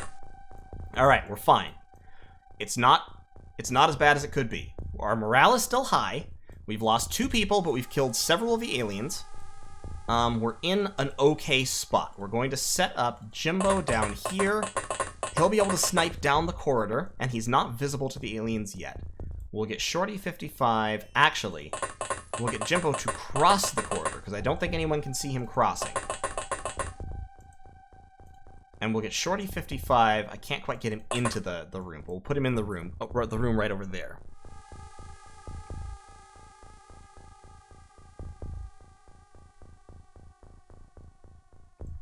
No, see, it's fine. Okay, here's the thing. Yes, the mind control aliens can see Bork, but aliens don't know how to reload. I'm quite serious. This is an actual true fact. Aliens don't know how to reload weapons, and Bork doesn't have any grenades. Aliens can use grenades, but they can't pick weapons up off the ground, and they can't reload guns. So if they mind control Bork, he won't be able to do any damage. Herdalas, no, you cannot shoot around corners. You have to actually step around the corners in order to fire. We're going to put Nithin ready in that room right there, where he can pop out Monster Closet style. Oh, and doors close automatically at the end of your turn, so you don't need to worry about that. We're going to put Protoluz right in this room here, and it's going to be a game of isolating our soldiers from each other, as I mentioned. So Herdalas can stand over there. Stone Song can be in that room. Machek can be in that room. Iago can be in there.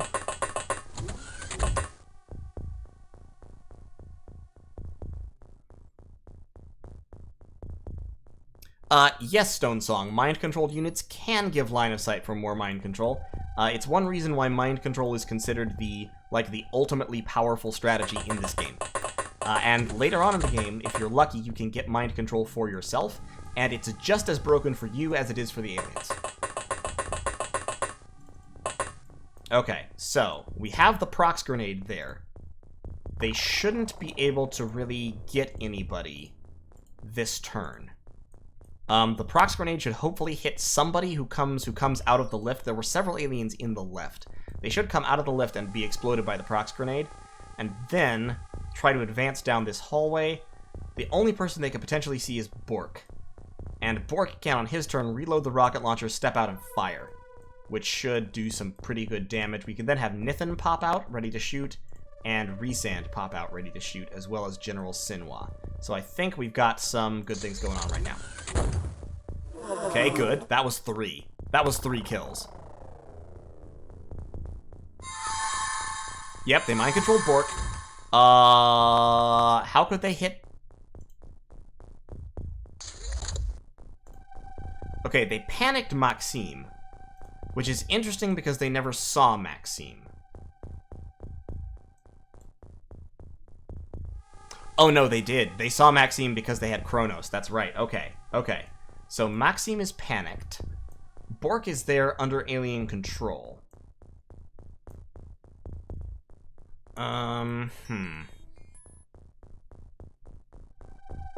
But yes, actually, part of the strategy for combating mind control like this is you have people who are mind control vulnerable drop their weapons after they fire, or unload them. You can't unload laser rifles, unfortunately, but like General Simwa here, if I walk him out, he sees an alien, shoots it, runs back here, I can have him drop his laser rifle, and even if he gets mind controlled, it won't actually do much damage. The only problem is I need to have Gift of Illuvatar out of his sight line. Okay, so that's Bork. That is another alien. Okay, that alien's unconscious but not dead. So, once again, we're going to have Nithin drop his laser rifle. We're also going to have him drop this grenade, because aliens can use grenades. And Resand is going to stay in here hiding for now. Bork is out there. He can provide line of sight for the aliens. On the plus side, this is going to help me weed out those people who have low psionic strength for later in the game. So, you know, we got that going for us. Maxime just has to kind of be back here, freaking out. And we'll just keep people out of her line of sight.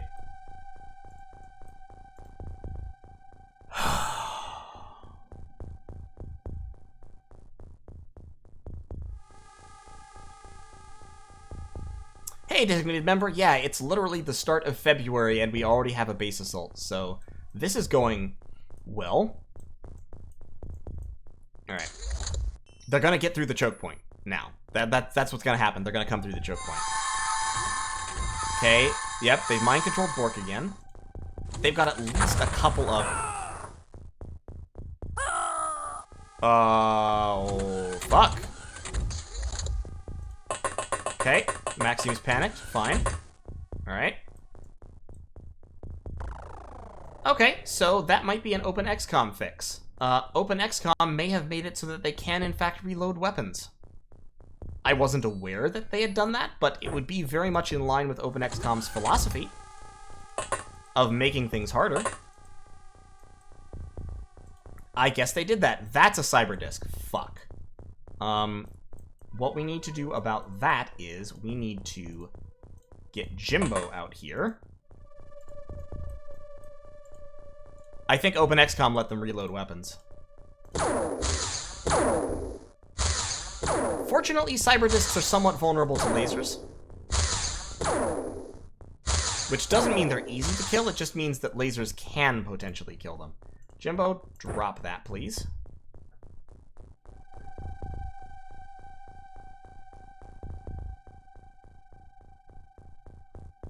Yeah, so they did in fact. It looks like OpenXCOM taught the aliens how to reload, which is a super problem. I'm just going to categorize that as a super problem. I don't think this thing can hit me, but it might be able to. It can. Okay. Nithin is injured but not dead, and he needs to run back in here and throw his gun on the ground. And then walk into that space. Okay. So now, I need someone else who can potentially draw a bead on a cyber disk. The other good way to get rid of cyber disks is with rocket launchers, because multi-tile enemies are very vulnerable to explosives. I also need Shorty 55 to hide around the corner, in case Jimbo is vulnerable to mind control. Now, they can't see Jimbo. Jimbo was firing, but he's too far away to be seen, because sight line is 20 squares. So 1, 2, 3, 4, 5, 6, 7, 8, 9, 10, 11, 12, 13, 14, 15, 16, 17, 18, 19, 20. They can't see Jimbo until they advance. So he shouldn't be mind-controlled immediately. Herdalas is going to step on out here and get me some explosives.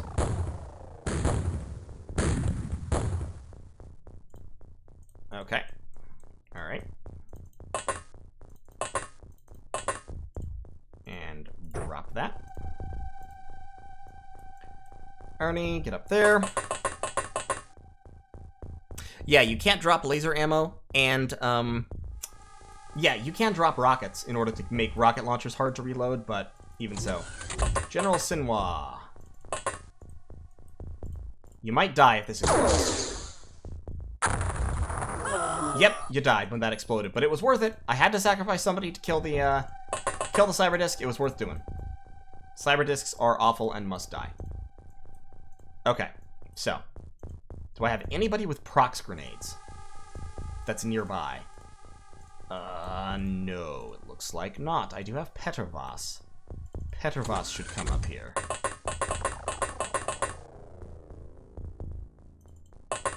So, incidentally, the fact that Maxime has been panicked twice now but not mind-controlled indicates that Maxime actually has okay psionic strength. Probably not perfect psionic strength, but okay. Mr. Root has a prox grenade. Mr. Root needs to come up to where he can possibly use that.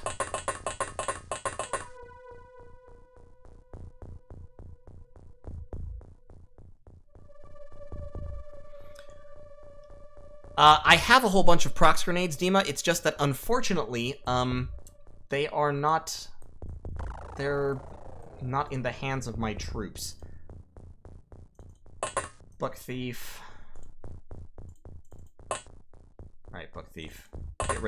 Get ready to participate. So, the aliens are basically, a lot of them are going to be hiding back here in the hangars. And so I'm going to have to kind of ferret them out, which will be a pain in the ass. Alright, who's going to get mind controlled this time? So those are the doors to the lift. They're moving through the lift. Maxime's still panicked. That's fine. Jimbo, pick up your gun.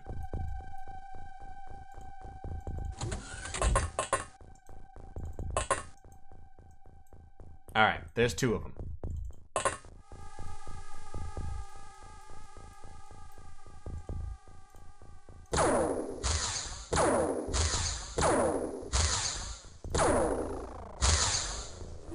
Good kill. Well, remember, once again, they cannot see Jimbo. But just in case, I will still drop his laser rifle. That last one there needs to die. Nithlin.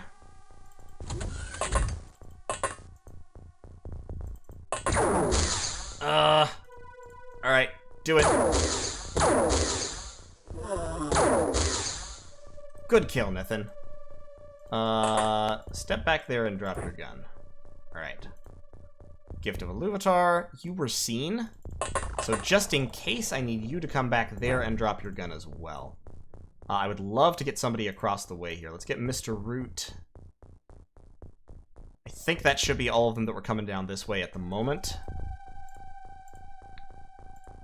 Petrvas, you don't need... You are going to need that, but not right now.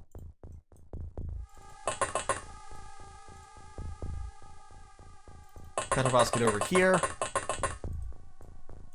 We're funneling them very successfully, so we're trading okay. Like, we have enough troops to maintain this rate of exchange, probably. And our morale is holding because we're killing a lot of them. So that's the most important factor for morale is, are you killing a whole bunch of the enemy? If the answer is yes, then you should be alright. Dakid, hide in that building. Hide in that little room, that tiny closet. Please. And Shorty55, can you get into that one? You can. Good. We'll advance via closets.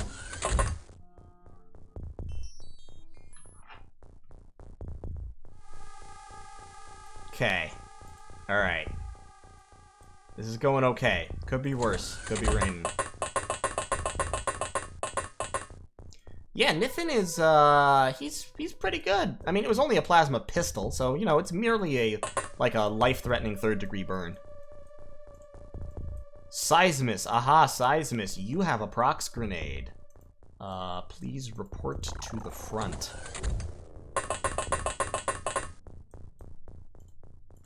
Tulip. Yep, you can advance too. And the leak. No, don't turn around. Run forward. Don't turn around, you coward. Then we've got Crazy Cat, who has a smoke bomb, which won't be super useful, but might be helpful in some circumstances. Blocks line of sight, at least. And we've got George, who can come up this way.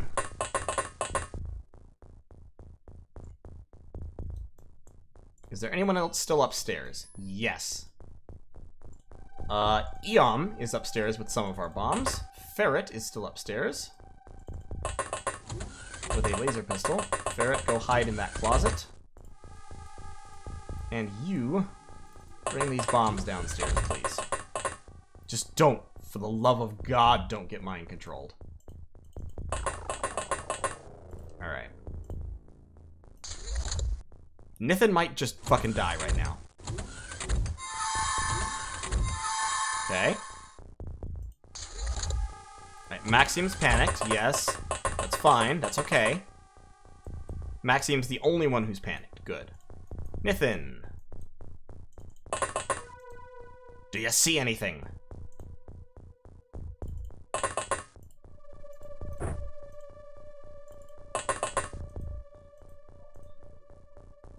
And he still has perfect morale, so they're not hitting him. Okay. Alright, I think we're gonna have to push.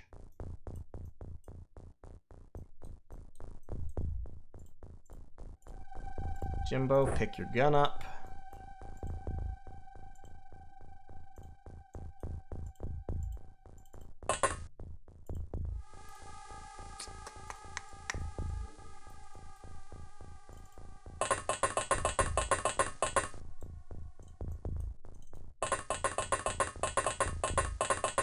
Like I said, this kind of thing will root out the people with low size strength in a hurry. Don't prime that yet.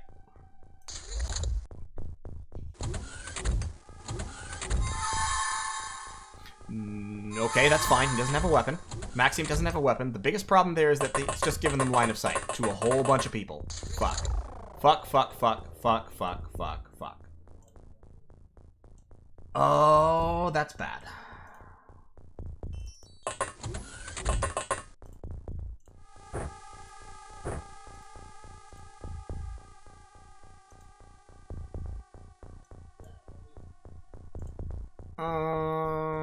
Yeah, that's pretty bad. Just, Petrovas, just put that down for a second. By the way, Seismic, I'm sorry, but I'm not, no, Seismic is fine, but this, some soldiers you just can't trust ever after something like this. Petrovas, hide in here and drop your rocket launcher. Actually, drop it right by the door. Like that. Okay.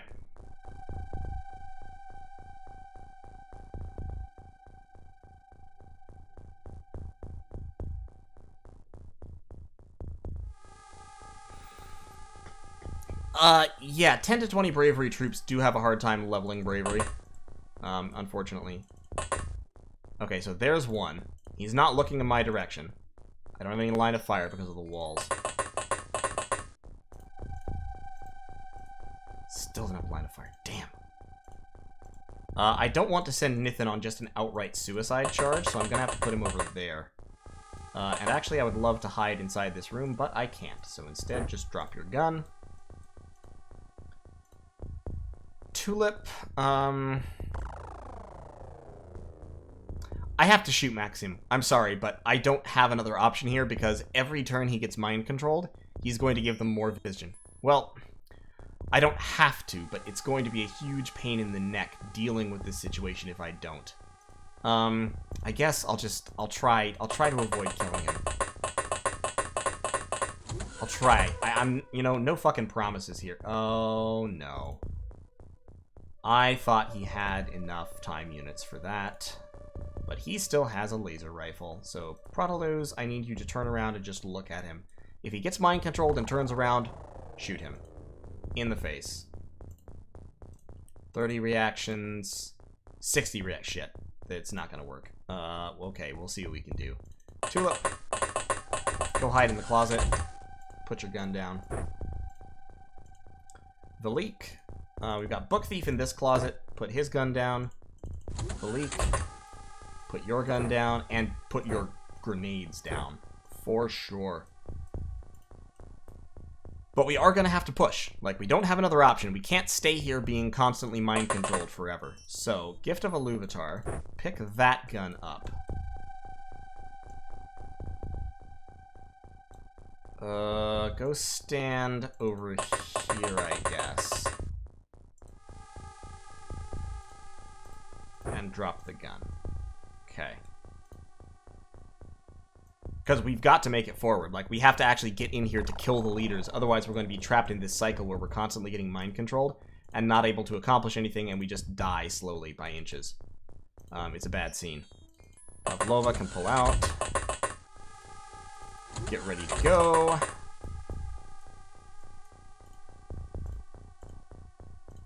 Machek.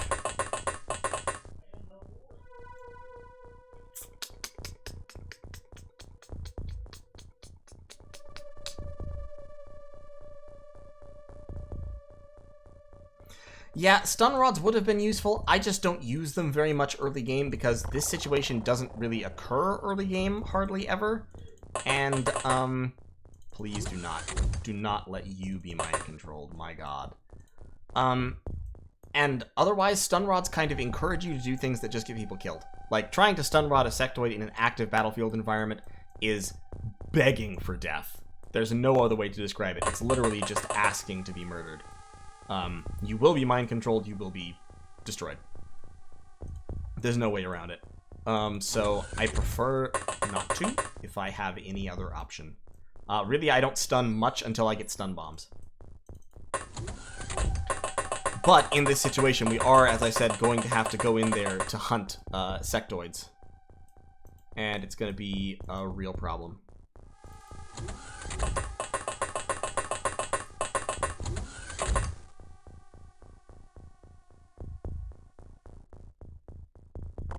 Yeah, mind control is in fact overpowered in this game. It's a widely acknowledged fact about this game that's been true forever.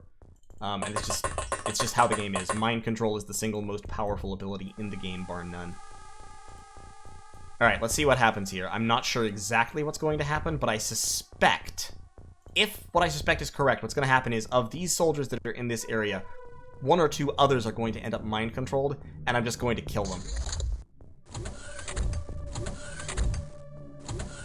Okay, they're moving through the left. Okay, Ernie has been mind controlled. Interesting. Valik, Maxim have panicked. Okay, so Ernie is actually the low strength one here. Seismus is fine. They didn't even target Seismus. We're gonna have to go... the problem is Ernie has a gun. So we can't just kind of let him sleep it off the way we are with everybody else. He actually does have a weapon, and so must be terminated.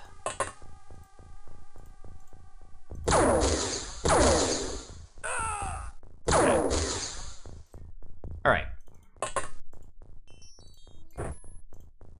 Are you back in action? Okay, so the aliens can't see what Maxim is seeing right now, which means it's safe to move past Maxim temporarily. Seismus, pick these up. You cannot reach safety, so you can just stay there, I guess. Drop those again. Right. Iluvatar.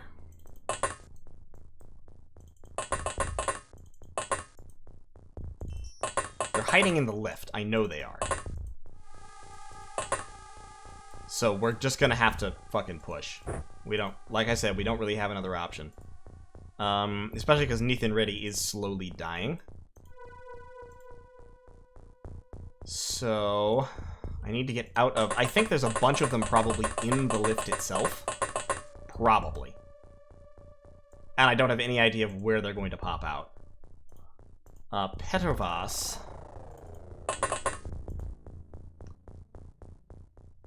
Oh, if only I could.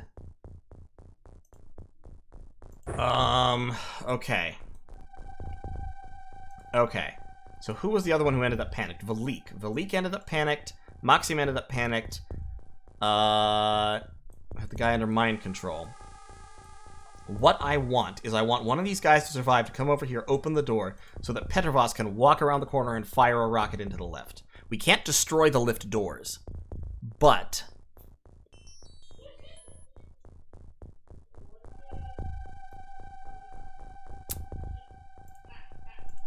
pick that up. Because how many does it need to fire a snapshot? 28. Okay, yeah, this will work. Drop that. Walk back there. Okay, so that's just sitting on the ground. Protoluz, I think, has been seen by the mind-controlled person, and so is politically unreliable. Drop your gun.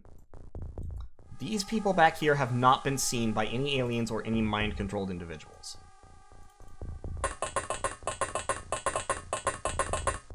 We're just playing fucking hide-and-seek here. That's what this game is, really. Ovla, can you get into the room? You cannot. Damn. Okay. Put these down. Stone Song. That's kind of a vulnerable place to be, but it is what it is. We're gonna... You have 2 grenades. Shit. We're gonna hope and pray. We're just gonna hope and pray. We're living on a prayer. Herdalos, pick that up. And... stand right there. You won't be seen there. Shorty, stand right there. Likewise. Mashek, stand there. Machek. Dakid... there.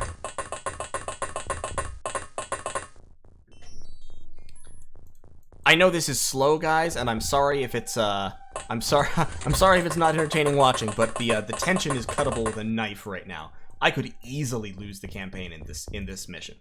Easily. We gotta try to be careful, and unfortunately, I don't know how to exploit the AI in Open XCOM the way I did in XCOM UFO Defense, because clearly there have been changes made. Like the fact that aliens can now reload weapons. I didn't know that. I'm actually really glad that he fired that rocket in here because it contained the blast. If it hadn't been for that, I probably would have lost 3 or 4 guys. And possibly gone into a panic cascade that would have lost me the mission. So, we'll just see how this goes. We'll just see how it is. Yeah, why don't you both hide in this closet together?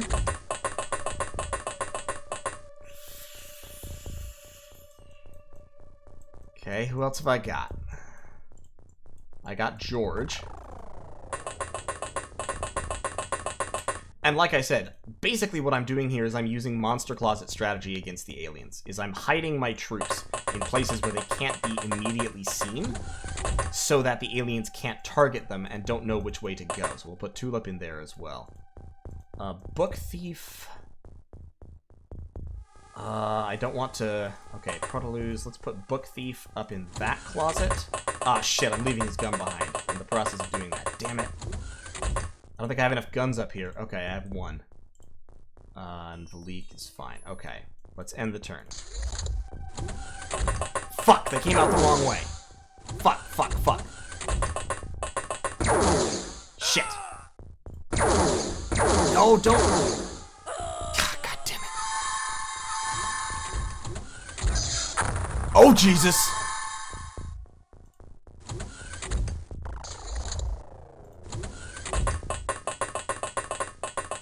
That was a blaster bomb launcher. Yeah, okay, so everyone was in closets, which is why we're not all dead. That blaster bomb landed right here, and you may notice, unlike every other weapon that's been fired so far, it stripped the doors and walls off of all of this territory.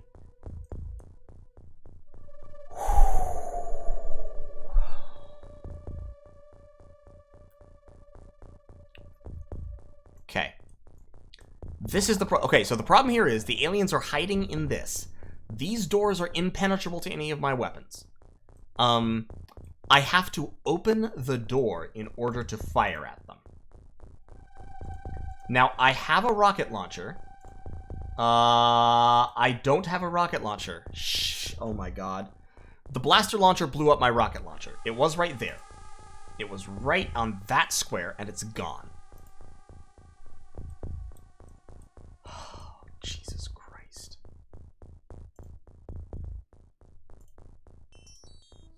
I need a rocket launcher. Okay, so look. This is how I pull this back a little bit.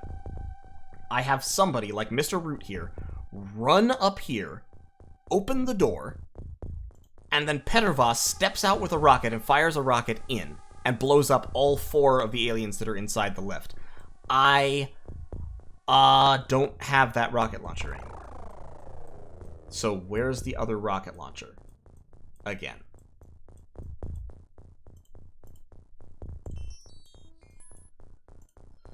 This is a case where one of the very unusually, like one of the things that aren't usually a problem suddenly becomes a problem, like the fact that explosions destroy items on the ground.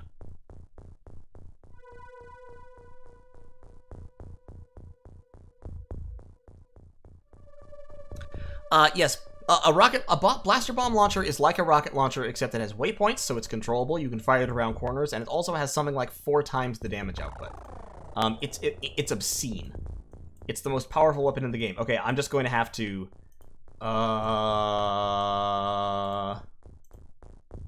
Herdalas. What I need to do here is actually...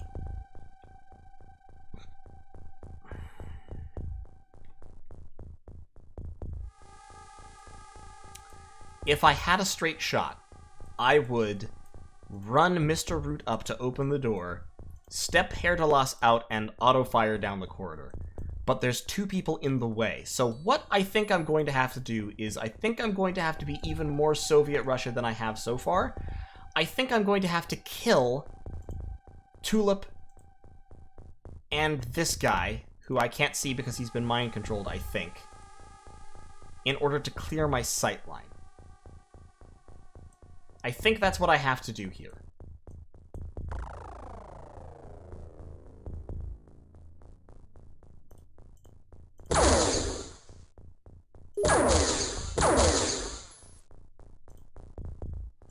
Oh, there's an alien. Kill him. Okay, so I didn't kill that guy. He's merely unconscious, alright? Now, Mr. Root.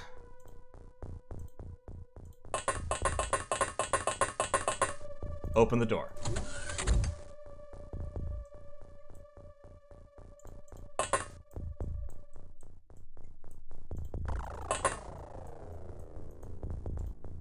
Welcome to Earth.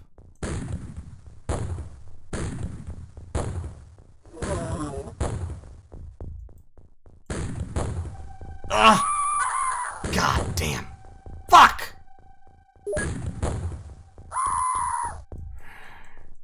Worth it. I killed 2 of them. I killed 2 of them.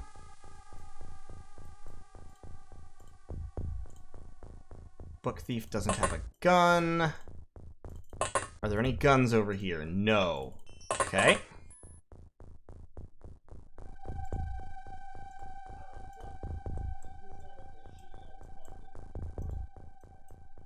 If anyone is shocked by the callousness of what I did, yeah. Yeah, that is what it is. Oh, they made me a new closet. I'm gonna hide in this new closet here.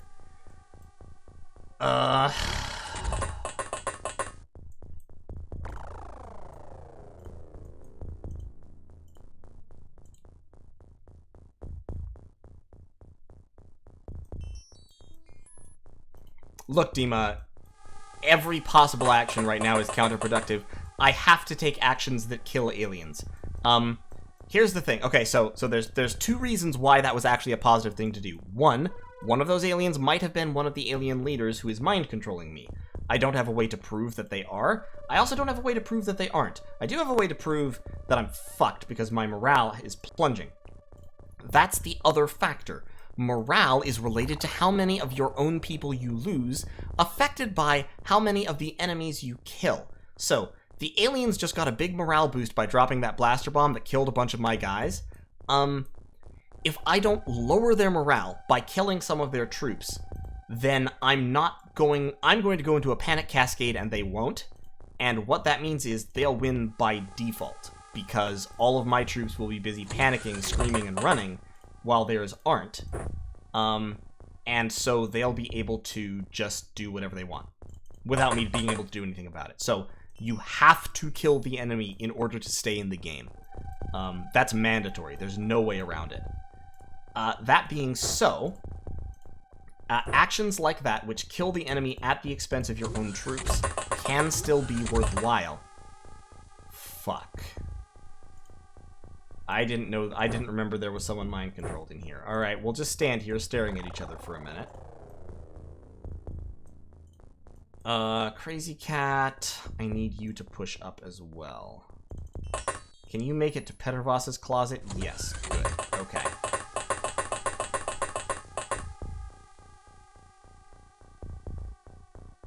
How many times can the commanders mind control per commander? There's no specific limit except in that it costs action points. Can I pick up corpses from the ground? I can. They are items. You can pick them up.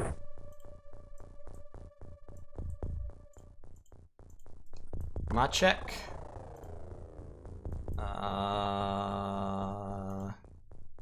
Get up there. As long as they don't have any weapons, the mind controlled are perfectly safe. Alright. Now I just hope to God they don't have another blaster bomb ready to go.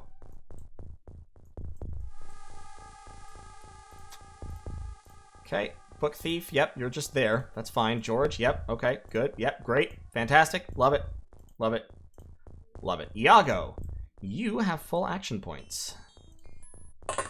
Move up a little bit closer. Okay, Mr. Root, you are about to die. 1 second, are there any more in here? No, okay, so we've cleared out the inside of the lift, so hide right there, you might survive.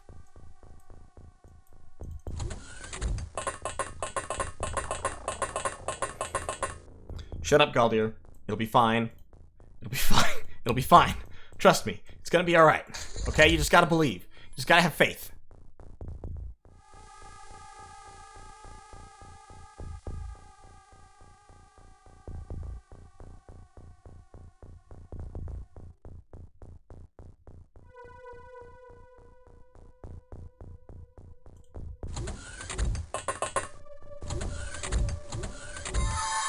Okay, there's still at least one leader.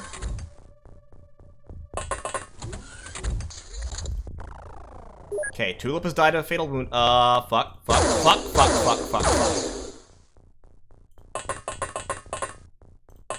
Yeah, okay, panic spiral incoming.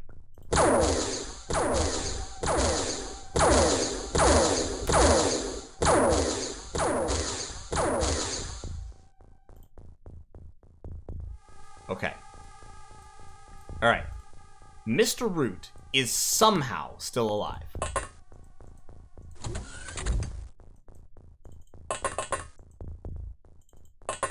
What the fuck?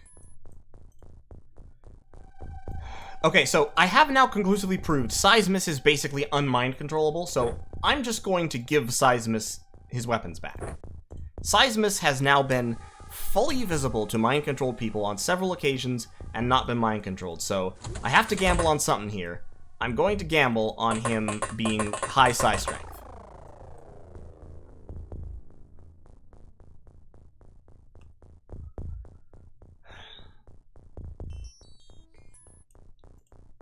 Alright.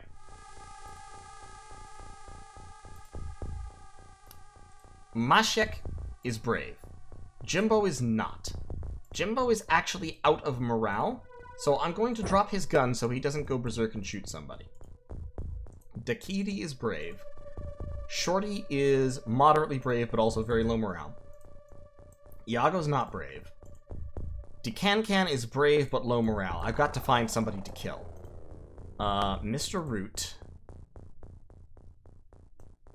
needs to pray to whatever benighted gods he believes in. Crazy Cat, unfortunately, and Petrovas are both out of it. Maxime is out of it. George is out of it. This is looking more and more like a wipe. I'm gonna be real with you. This is looking more and more like a wipe. But I'm not going to surrender. We will fight them on the beaches. We will fight them in the hallways. Good. Great. Excellent. Machek, hide in the closet. Right there. Face the door. Make it easy to get out. Jimbo, you just stay there.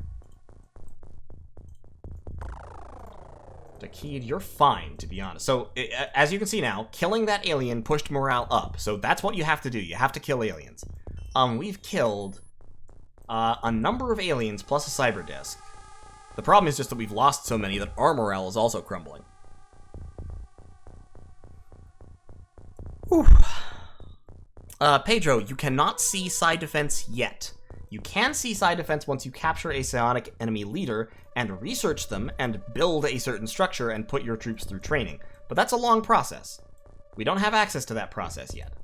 Decancan, hide behind the stairs. Herdalas is running for his miserable life. Shorty, push up to there. I could be wrong about Seismus. Seismus could end up mind-controlled, like, right now. I'm gonna drop that, so at least if he does end up mind-controlled, all he has is a laser rifle. Can anyone still move? Decancan is fine. Jimbo, yeah, you just stay there, Jimbo. You're such a chicken. Dakiti...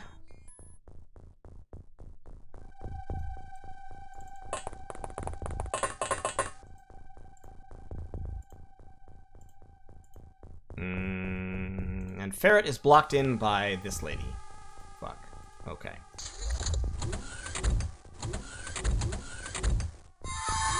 Okay. Only one attack. Only one psi attack. Lots of panics, but only one psi attack. That's interesting.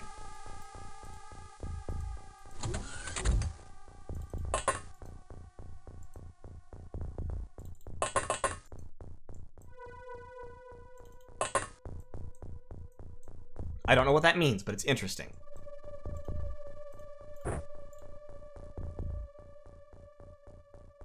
I'm not going to prime that yet.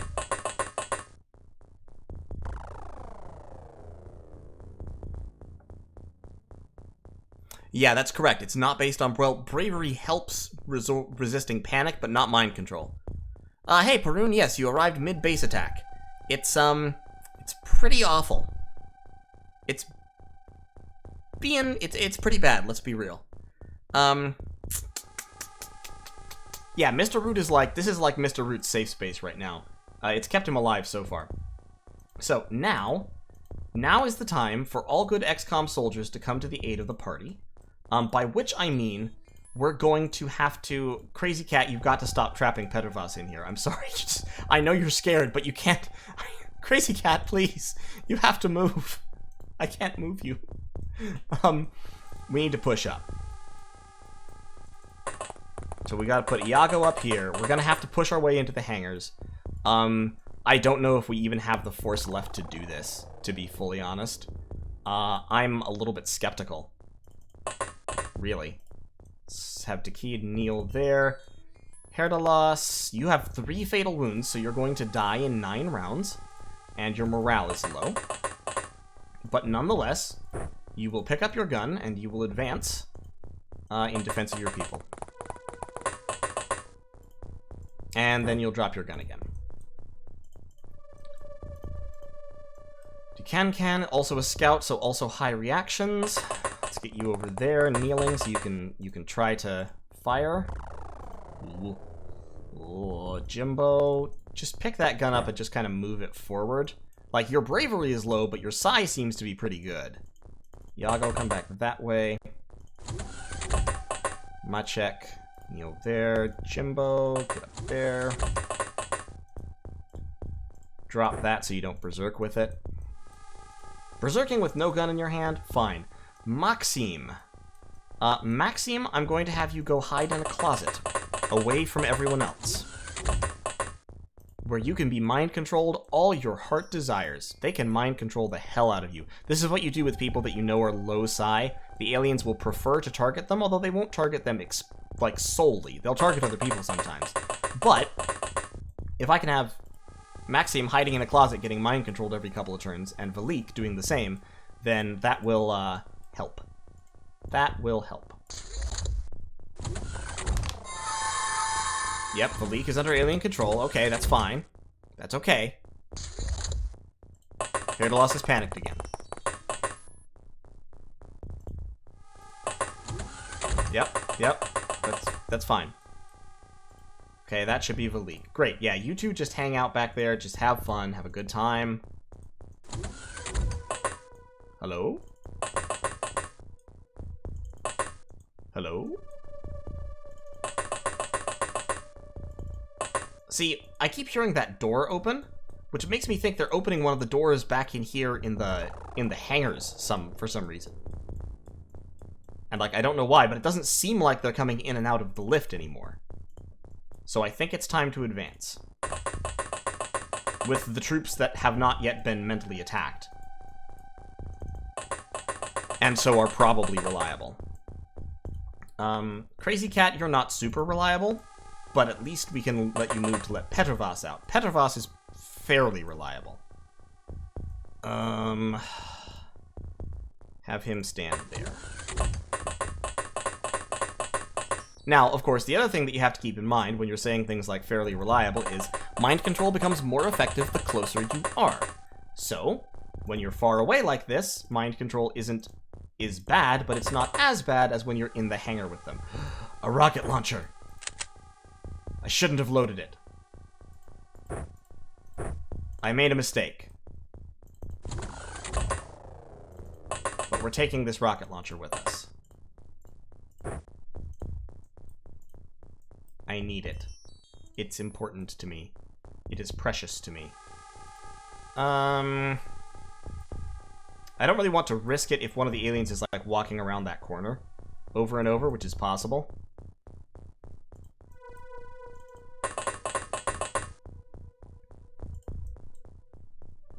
Okay, and George.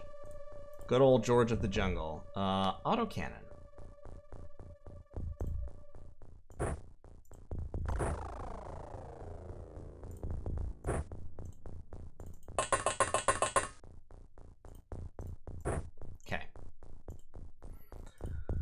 Book Thief, you haven't been mind controlled. You have lost your shit a few times. More importantly, there's no gun for you in here, so why don't you go out and see what you can scavenge from bodies.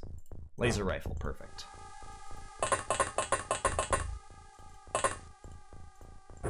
Alright.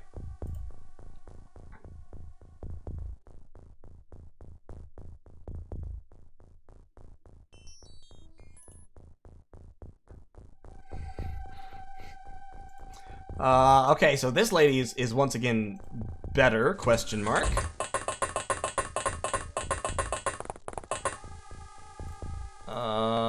Yeah, just be there for a second. Hasn't been mind controlled, has only been freaking the fuck out. Ferret, see if you can go get a laser rifle off the corpse of one of your dead friends. Herdalos, you just stay back there and think about life. Or scream. I mean, you could just scream endlessly, I suppose. That seems like it would be in character. Alright. Okay, yep, Philique under alien control again. Fine. Stay back there under alien control. Just do that. Just be there. No!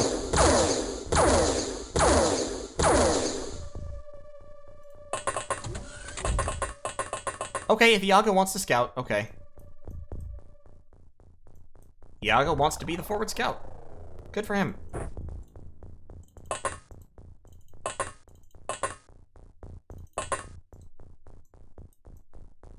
Hello, friends.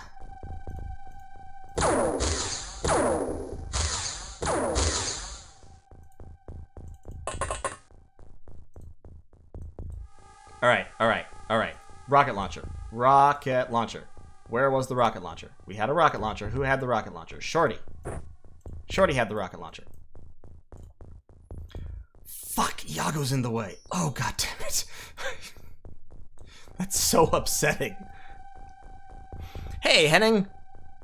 Thanks, I'm glad you appreciate it. I'm glad you're having fun. I'm having fun. It's a good old time here in XCOM. That guy has a stun launcher. That might be a commander. Commanders often have stun launchers, or leaders. I really wish I'd hit him with that, but I didn't, so okay. That takes 25 to prime.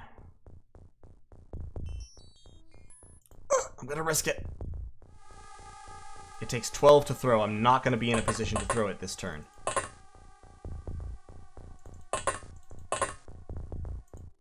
Alright, Petrovos is out. Dakid has time units. Open the door. Do I have a sharpshooter who has a shot? Book Thief has no gun, but has a shot. Not a shot that doesn't involve shooting Iago in the back of the head, though. Oh no, I made a mistake. Okay. Yeah, great.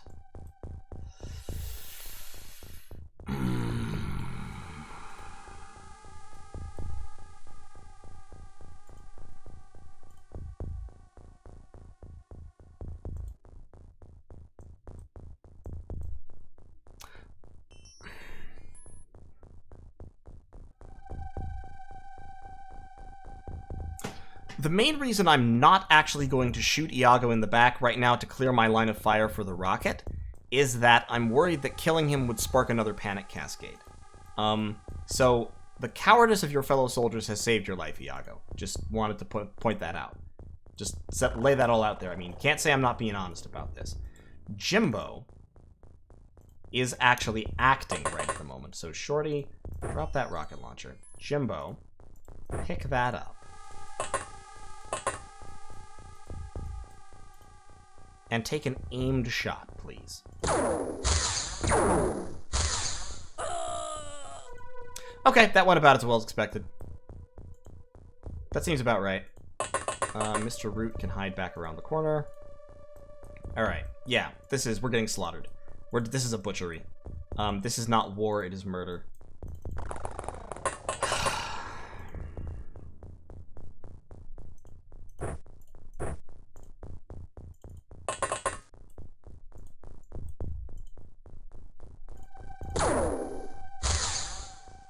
Close! Very close, Ferret. Alright, we're going to just end the turn here, because we've done enough damage to ourselves. Another blaster bomb? Really? Or was that a stun bomb? I think that was a stun bomb. Okay, Berserk. Panic. Iago is scouting ahead. Panic. Fuck. Fuck. Fuck.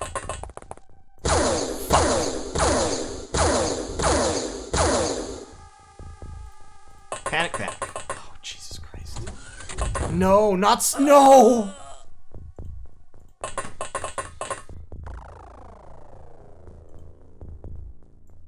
Oh, shit. Oh, shit.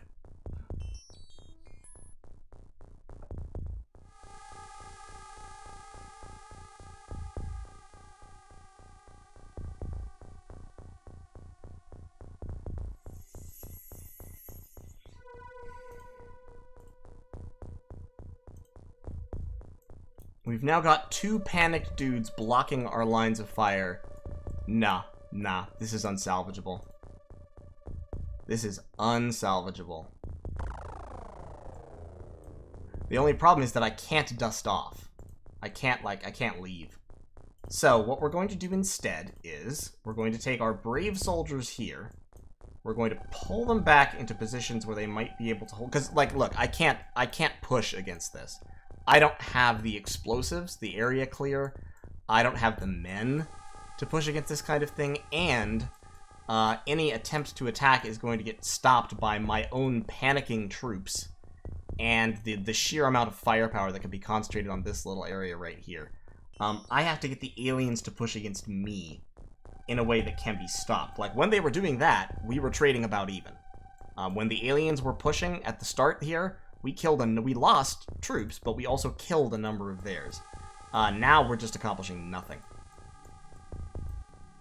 Ooh, baby. Oh, boyo.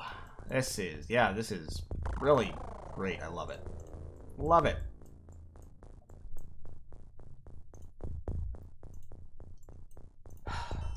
I've got 3 troops under control. Petervos is highly unreliable because his morale is super low, and he could go berserk or panic at any time. Dakiti is quite reliable, and so is Machek, but they don't have the best actual stats. And they don't have good angles of fire either, so I'm actually just going to end the turn. Yep, okay, yep, that's going to cause more of a panic cascade.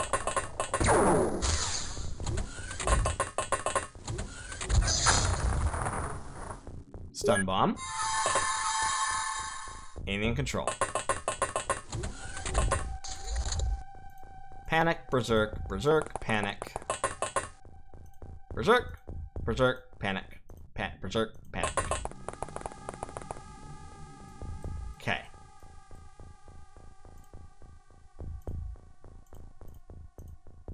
No line of fire. Fuck you.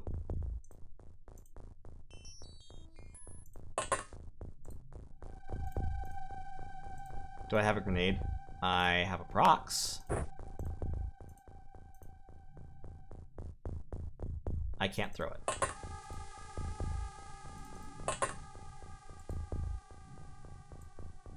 Okay. Okay.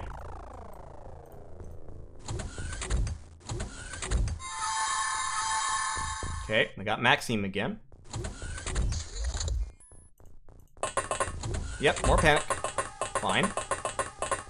Why do you keep panicking towards the... Jesus Christ.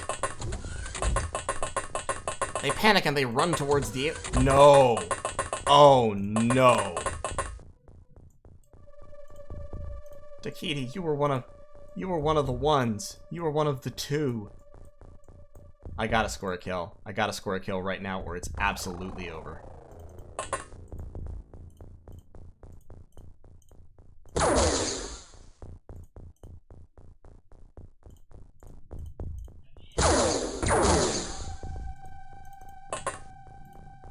Machek is keeping the faith. He is holding on hope. He is trying for a miracle. We got Shorty back. We got this lady back. Morale is shitty, but not mind-controlled.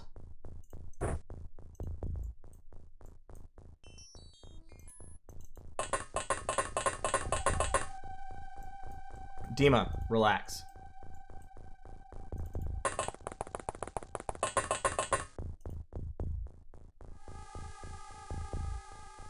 No, I do not want you going berserk with that weapon in your hand. That one's fine. George, you have okay bravery, actually. You've regained a little bit of morale. I still don't necessarily want you to have an autocannon. I mean, okay, one good round with the autocannon could put me back in the game, because there are several enemies kind of bunched up. But I just don't want you freaking out while carrying it. So let's pull up on that side and put it down.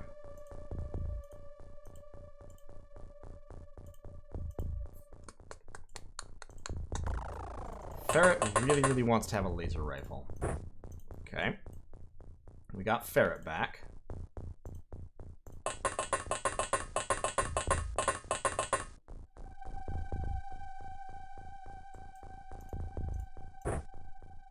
Okay. Alright, that's everyone. So they're gonna kill Dakid this turn, unless they're critically incompetent.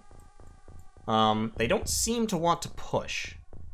And if they do push, I may be able to ambush them in the lift and get a couple kills, kind of get back in the morale game. But the death of Dakid is only going to make things worse.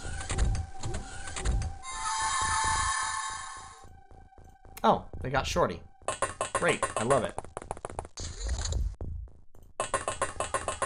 Okay, panic.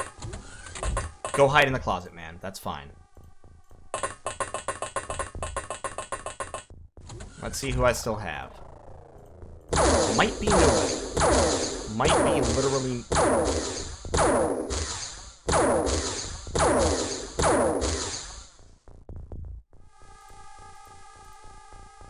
I've got Crazy Cat, who has no gun. I've got Herdalas this round. That's it. Okay. Everyone else is freaking out. Alright.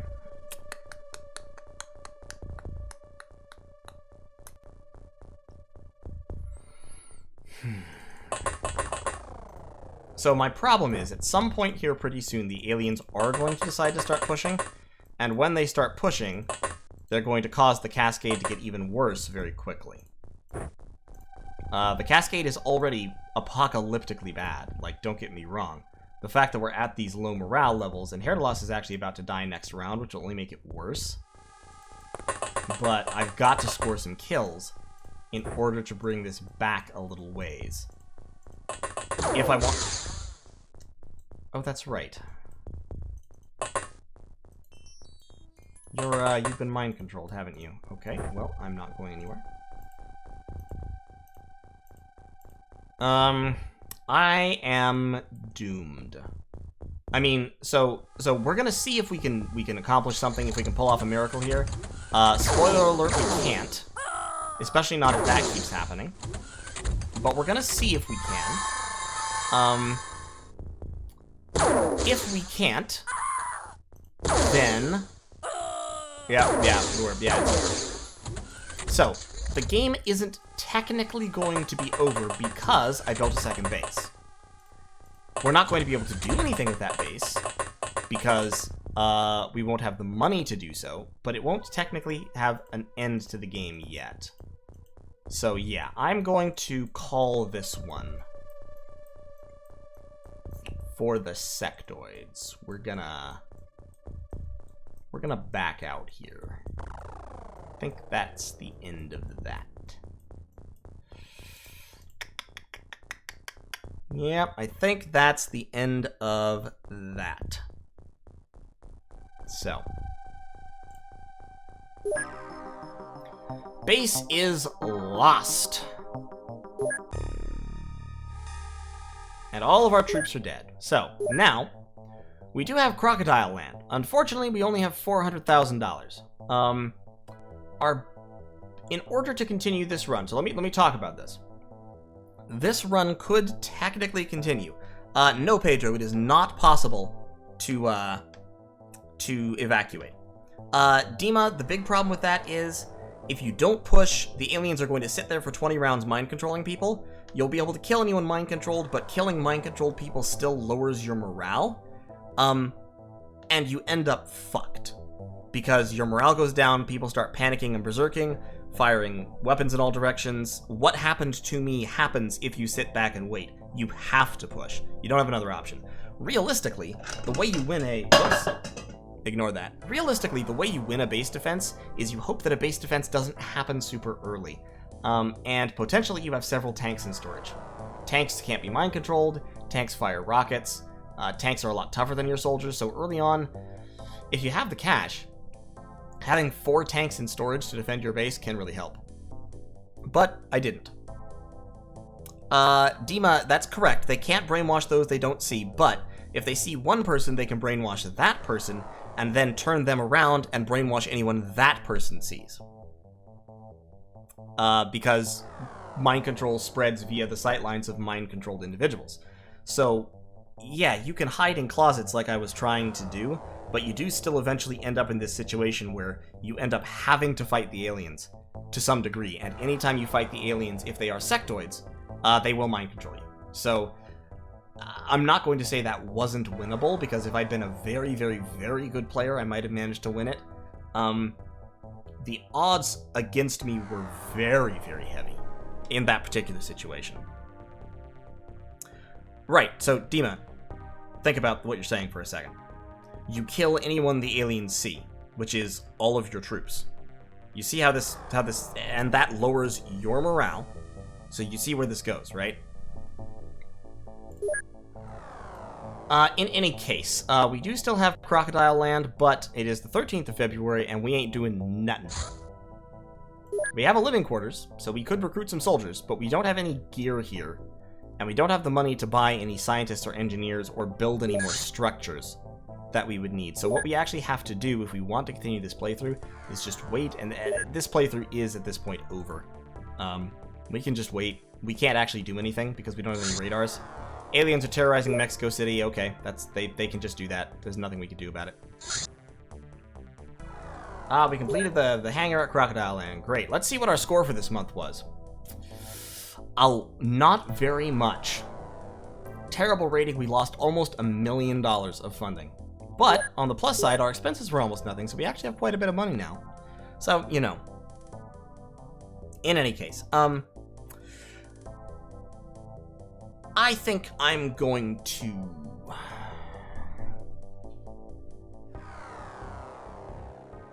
I could soldier on with this playthrough. I mean, I have some research. I have the funding now to build structures. Let's see where it goes a little bit. We can build we have a living quarters, so let's build a workshop and a lab. We'll also need a general stores, which we will actually build right there. We'll need a second hangar. And then we'll need to buy... We'll also need a radar, but that will come next. We'll need to buy an interceptor first. Can't store anything yet because we don't have a general stores. But I think probably restarting is going to happen here, just because we just don't have the starting position. The aliens over this next month are going to get to do all kinds of missions unimpeded, so next month our funding will be lower, and it's just gonna snowball into Badland. It's gonna be a bad place. Unfortunate. Yeah, that base defense mission was brutal. Things that could have changed that. If that base defense mission had been floaters, which was quite possible in February, I would have won it. Like, no question. Without mind control, those floaters would not have been able to stop me. Their terror unit is a lot less dangerous. Their terror unit is Reapers instead of Cyber Discs, so that would have been easy. If the base defense mission hadn't happened, then that would have, of course, been a lot better. If I had seen it coming, also, I could have made a few adjustments that might have helped. In terms of the gear that's on your... Well, there's not a whole lot I could have done to change that situation at that point, but basically, on Superhuman, if sectoids decide to attack your base in month 1 or 2, the odds of you being fucked are like 90%, 95%. You don't have any countermeasures to mind control at that point, and your troops are just going to get mind controlled and going to die. The only way you can really stop that is if you can push very aggressively right at the start and score a whole bunch of kills on the aliens, and especially if you can get lucky and kill some of the leaders early on, that can spark a panic cascade on the alien side, in which case you may be able to win with heavy casualties because the aliens are too busy freaking out to mind control you. Unfortunately, panic cascades do not affect cyber discs, so the cyber discs will still be fighting you, and they're very good at killing people. And, also, you'll take a lot of casualties, and so you may well fall into a panic cascade by that point as well. But in any case, this playthrough... fucked. I think we're going to, get out of it here, and, see what happens. So, can you get back online before it all spirals? You can, but in order to do so, like I said, you have to kill... So there's two things that affect morale, right? Let's go back to the main menu here for a second while I talk about this. Two things that affect morale. Well, several things. So, friendly casualties lower morale, or taking damage lowers morale. Killing enemies raises morale. Having an officer on the field raises morale, or insulates morale against damage, but having an officer killed lowers morale a lot more than having a rookie or a squaddie killed. So, what you want, ideally, is to have, like, a captain or a commander or something way in the back, where they're not vulnerable to being shot, particularly, and where they can keep everybody else's morale up. You also want to be killing enemies at a steady rate while not losing any of yours. That will force enemy morale down, it will keep yours high, it will raise yours, and hopefully you can make the enemy panic before your troops start to panic.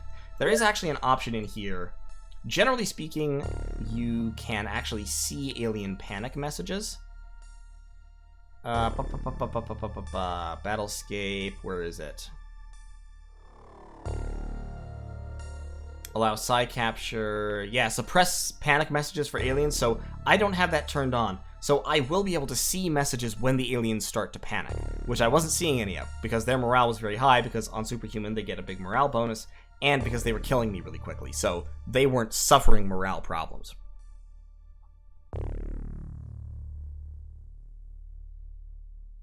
Oh, can you get back online after losing a base? Yes, if it happens in the mid-game when you have several fully operational bases. By the end of the game, in XCOM UFO Defense, you'll end up with like 4 or 5 bases, all of whom have radars, garrisons with equipment, maybe a couple of tanks, a workshop, laboratories, all kinds of stuff.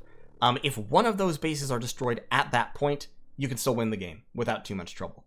It's a pain in the ass, but it's not destructive. If that attack had come like 2 months later, or even a month later, I probably would have continued, just because my other base would have been active, and I would have had troops there, I would have probably had research there, I would have had more money in the bank, I would have been able to recover from that. The death spiral in XCOM UFO Defense actually isn't too deep. Like, the game starts off hard as hell, and then it doesn't get all that much harder as it goes along. So, yes, you can recover, just not in a situation like that where I don't have an operational secondary base.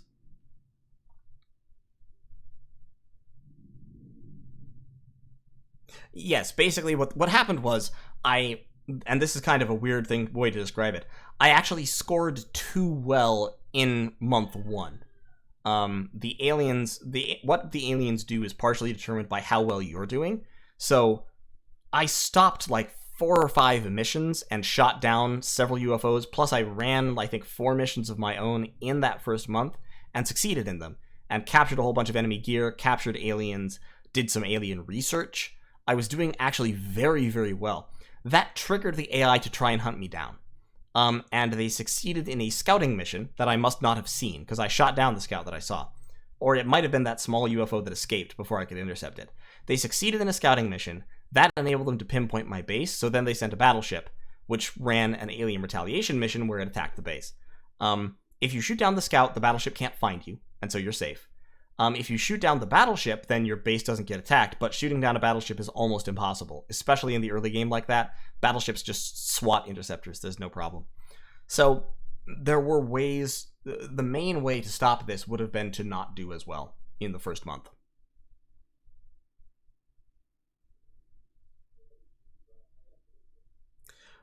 Basically, yeah. So yeah, these are all options from OpenXCOM, which change things about the game. Aggressive retaliation, for example, I actually had turned off. That was just the standard retaliation settings. I did have the custom initial base, didn't have the building queue on, or the forced craft launch, storage limits, live alien sale. Psionic training at any time, I think, doesn't really matter much. There's a lot of different options here. Many of which are kind of cool, but field promotions is actually an interesting one because it forces the game to consider for promotion only the people who are on a mission, as opposed to the people they left back at home. I think it's kind of funny when people who get left at home get promoted, so I tend not to turn that on. Oh, yeah, no, if I'd had the original layout, that base mission would have been a clusterfuck. Like, immediate, instant clusterfuck. Save pre-primed grenades, that can be interesting, because it saves you from having to spend the time units to prime them, but In any case, so yeah, that's XCOM UFO Defense. It's entirely possible to lose the game in the first 2 hours, and I'm a little bit rusty. I used to be better at this game when I played it more regularly, but to be honest, I haven't played XCOM before the last stream we did last week. I hadn't played XCOM in probably 6 months, something like that. I need to get back into practice with it, but it's really fun. I love XCOM, and take it as read from me when I say that as hard as this game is, Terror from the Deep, the sequel, is several times harder. And that's why I don't play Terror from the Deep, actually. Not only is it, I mean, there are some aspects of it that are just broken, but then at the base level, Terror from the Deep starts off way harder than XCOM. And for, I would say, most people, the enjoyment to be gotten from it is very much limited by the fact that you can't make progress. And if you do make progress, you start to run into game-breaking bugs that prevent you from winning. So, in order to fix those, you have to mod the game quite heavily, and it's just kind of a pain in the ass. I enjoy UFO Defense a lot more for that reason, because yes, it's a serious challenge, and sometimes you just fucking lose, but it seems a lot more fair.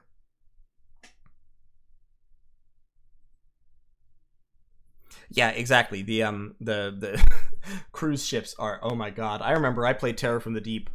I tried to play Terror from the Deep several times, and on one particular run, I actually got fairly far. I'd done some of the mid-game research, I'd captured a few aliens, I'd won several battles. I had like a list of casualties as long as my arm already, despite it not being late into the game.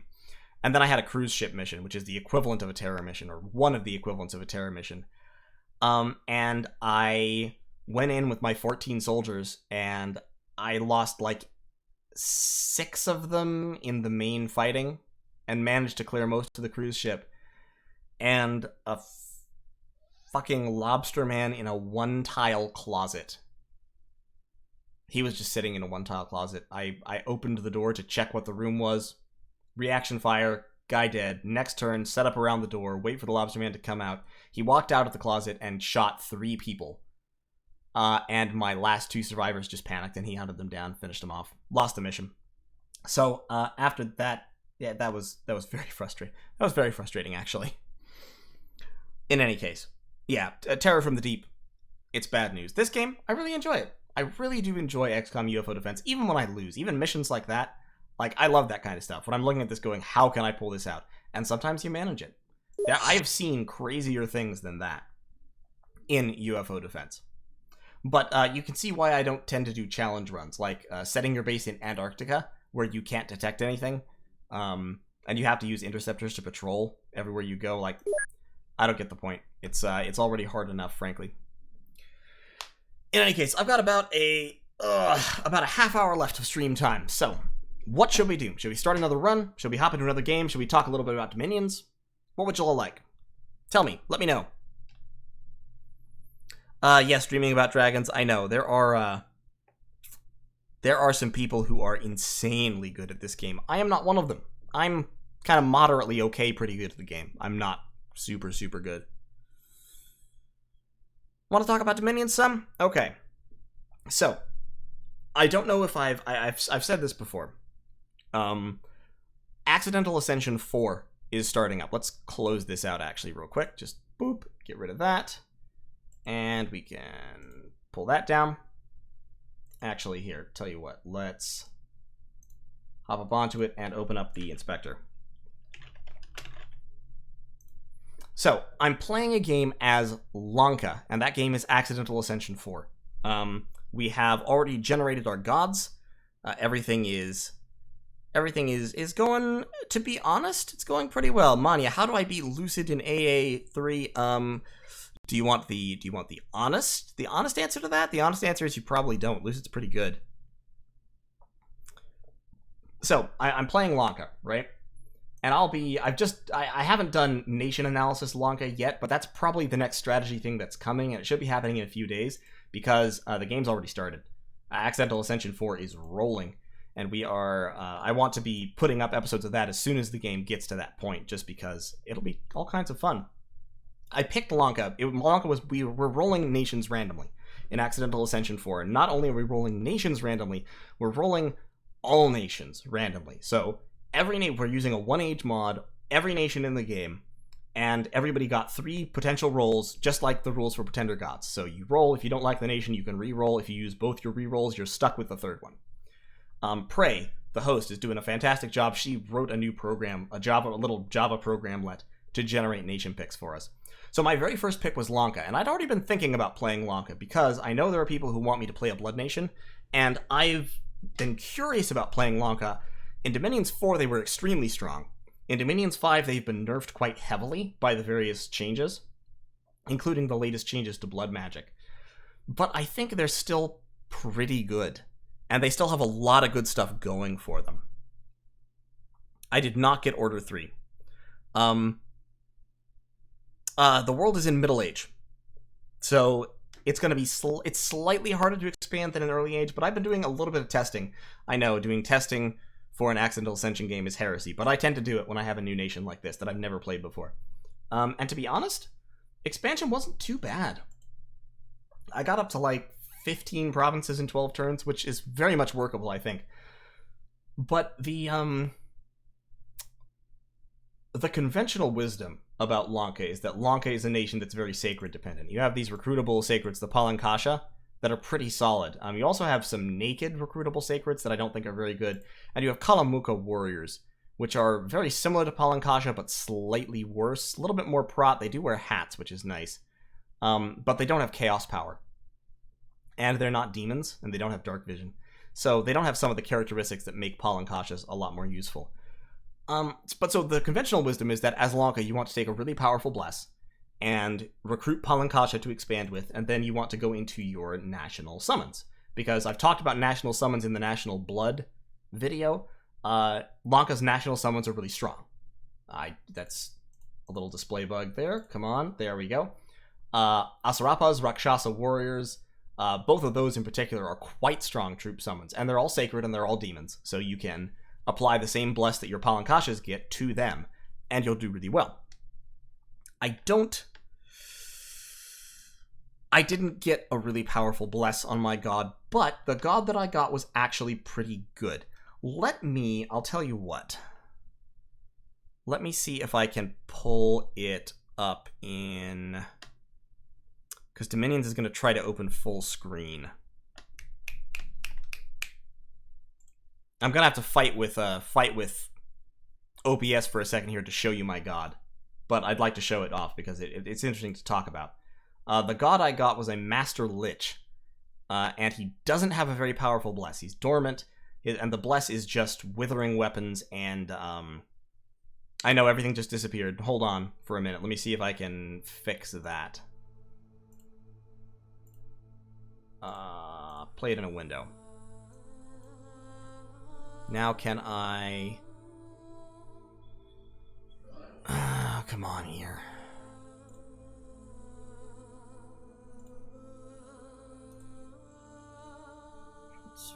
Fit screen. Nope. Come on, come on, come on, come on. Okay, there we go.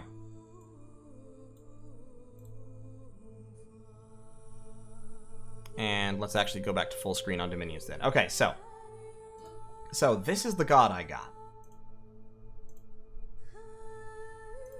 This is him, DMX the Master Lich. As you can see, he does not have a very powerful Bless, which traditionally, like I said, is very good for Lanka, but he has the perfect scales for Lanka, or close to the perfect scales for Lanka. Lanka wants turmoil, because Lanka is a blood nation. Let me pull them up. What am I doing?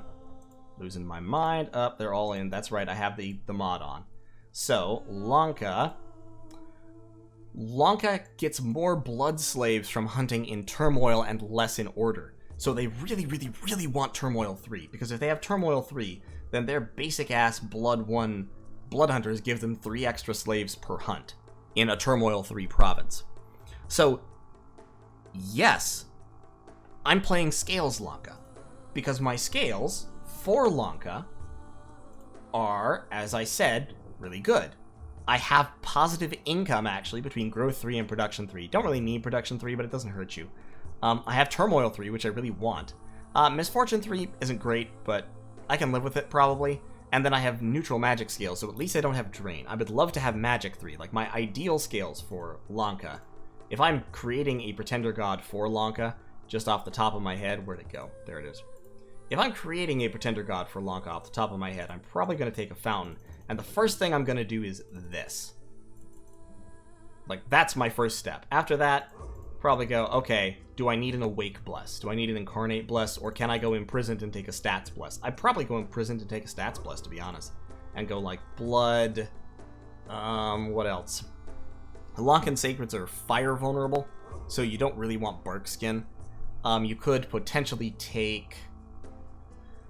the classic for Lanka used to be an Awake Quickness Bless. It used to be like Quickness and something else. But I think Quickness is too expensive these days. You do want Magic, so the Magic doesn't really cost more, but it costs a ton of points nonetheless. But probably I would, as I said, go Blood Fountain, Imprisoned, Blood, like 6. Take some Fire. And with the Fire, I'd probably take Major Fire Resistance, Attack Skill, and then with the Blood, you can take Strength or Blood Surge. Blood Surge is a good one, because your Sacreds are really good at killing people. So Blood Surge, maybe a couple extra hit points. Strength from Earth. And actually, you could go Rainbow, either on a Rainbow chassis down here. If you're doing this, it's probably easier to use a Rainbow chassis. Like a Archmage. You do want Fire 6. And then you could go stats across the way, plus 4 blood.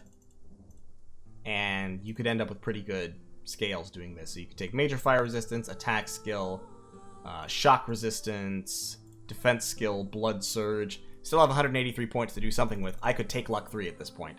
Lanka has pretty good heroes, so Luck 3 wouldn't be unreasonable. You could even afford a point of production. Or I could take Astral and get some magic resistance as well. Something like that. Astral 4, cut it down to Luck. And then maybe some Nature for... I don't know. Resilient, just extra hit points probably. Or Poison Resistance, since if you're worried about Foul Vapors. But in any case, this is probably more like what I would do for Lanka if I was choosing what to do for Lanka. But DMX ain't bad. DMX is a decent little guy, and once he wakes up, he'll be able to summon vampires, he'll be able to summon horrors, he'll be able to summon frost fiends. There's got a lot of stuff going for him, and he wakes up pretty early. So, not too bad. Yeah, exactly. Prod 3 isn't terrible, to be honest. What does Luck do for you? In terms of the scale, or in terms of the bless? Or the spell? Monolith is decent. Undying does work for demons, but it doesn't, like, undead who die with Undying on actually stay alive after the battle is over, but that's not true for undead. Undead will still die. Demons do not stay alive in negative HP, no. But the other thing about DMX, actually, as a chassis, is that he is immortal. So he's like a vampire in that way. In fact, paths-wise, he's very much like a vampire. He doesn't fly, but he has super high mat move. He's a poor amphibian. He's immortal, so if he dies, I don't have to call him back. He'll just come back. He's got a lot of... and he's inanimate. So he can't be hit by Drain Light, like Leech, for example. Leech does not affect him, because he's inanimate.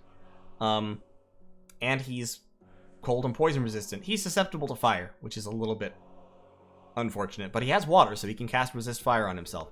So overall, DMX is going to help me a lot. On top of that, he can get me a little bit of non-national forging because he has water and astral, which Lanka doesn't actually have access to. And he might be able to. I might be able to boost him up. He can forge death boosters for me, which is critically important. Lanka does not natively have death booster access. At least not unless they get obscenely. Yeah, they just don't have it. They have to summon somebody who has it. But even your summons can't really give you death 4. The highest you can get is death 3 on Raksharajas or Rakshasi. Well, Rakshasi could technically random death 4. They're just not going to in any actual game. Correct. So, Dima, if you have Misfortune 3 in your capital, your chance of getting national heroes on any given turn is 0%. So, you're just not going to get them. And yeah, you can't really cast Transformation, but, well, nobody really casts Transformation all that much either. So Earwax, you can still get heroes if your scales are Misfortune 3 sometimes, if you've had something that changed the scales in your capital. It's based specifically off of your capital province, I believe. So if your capital is at Misfortune 2, then there is still a chance that you will get a national hero. Yeah, the low Dominion will kind of hurt, but honestly, I'm not too worried about Magic Duel just because he is actually immortal. So it's okay to me. It's okay for me if he gets Magic Dueled. It won't really stop him. That being so I'm actually going to pull this up, and this is kind of a, yes, the Lich will still be vulnerable to Soul Slay, but even so, he's a Pretender God, so I'll be able to call him back if that happens. So this is, like I said, a sneak peek of what's about to be a strategy video. And this was me expanding in against mid-age independence. As you can see, it's turn 15. I actually ran a couple of extra turns because I wanted to test something about my summons. I have DMX awake. I haven't expanded since turn 12. So at turn 12, I had 1, 2, 3, 4, 5, 6, 7, 8, 9, 10, 11, 12, 13, 14, 15, 16 provinces. Like I said, that's against middle-age indies. I will say that the indies around me were fairly easy. So, especially if I have hard indies like knights around me, I wouldn't necessarily expect to hit 15 this quickly. And in particular, I wouldn't expect to hit 15 because I'd run into some other players. But overall, I would say this is pretty satisfactory expansion. I have a ton of Atavi infantry in my capital because I was testing how many I could recruit, and the answer turns out to be a fuck ton. And this was how I expanded. This was my strategy for Scales Lanka, was I massed Bandar warriors, and then I mixed in a whole bunch of Atavi infantry with them. And the reason I did this is because Bandar warriors have this Sticks and Stones attack, which has 2 attacks. So it's very inaccurate, but it has okay range. It hits 2 attacks at the same time, and it does actually pretty decent damage. 12 damage, that's higher than most missiles. So Bandar warriors, I basically just script them to shoot instead of actually attacking in melee. And they do pretty well. So for example, I have these guys, they're unscripted, so they just walk forward and start throwing their rocks. And they can clear provinces fairly well. It's honestly not bad. I back them up with Atavi infantry, which I can span out of forests, because Atavi infantry only costs 3 recruitment points, and so in any given random forest, I can recruit a bunch of them. Like these provinces down here, if I wanted to, I could be pumping out 19 Atavi from that province, and 10, 11, 12, 13, 14, 15, 16, 17, 18, 19, 20, yeah, 19 Atavi from that province. I could build up hundreds and hundreds of Atavi very quickly. They're garbage. They're like militia quality troops, but they actually have better stats than militia, and they have the Sticks and Stones attack. Now, their protection is 1, so archers ruin them entirely. You have to have Bandar to fight ranged enemies. But against basic independence, Atavi can swarm them down just with sheer numbers. And you can recruit Bandar commanders, which have 80 leadership, and give them just a squillion infantry like this. I have some Atavi archers over here. Sure, mix them in. Just set them to hold and fire. And Anarudra here can go out and take provinces He'll take attrition, but you don't care because his units are really cheap.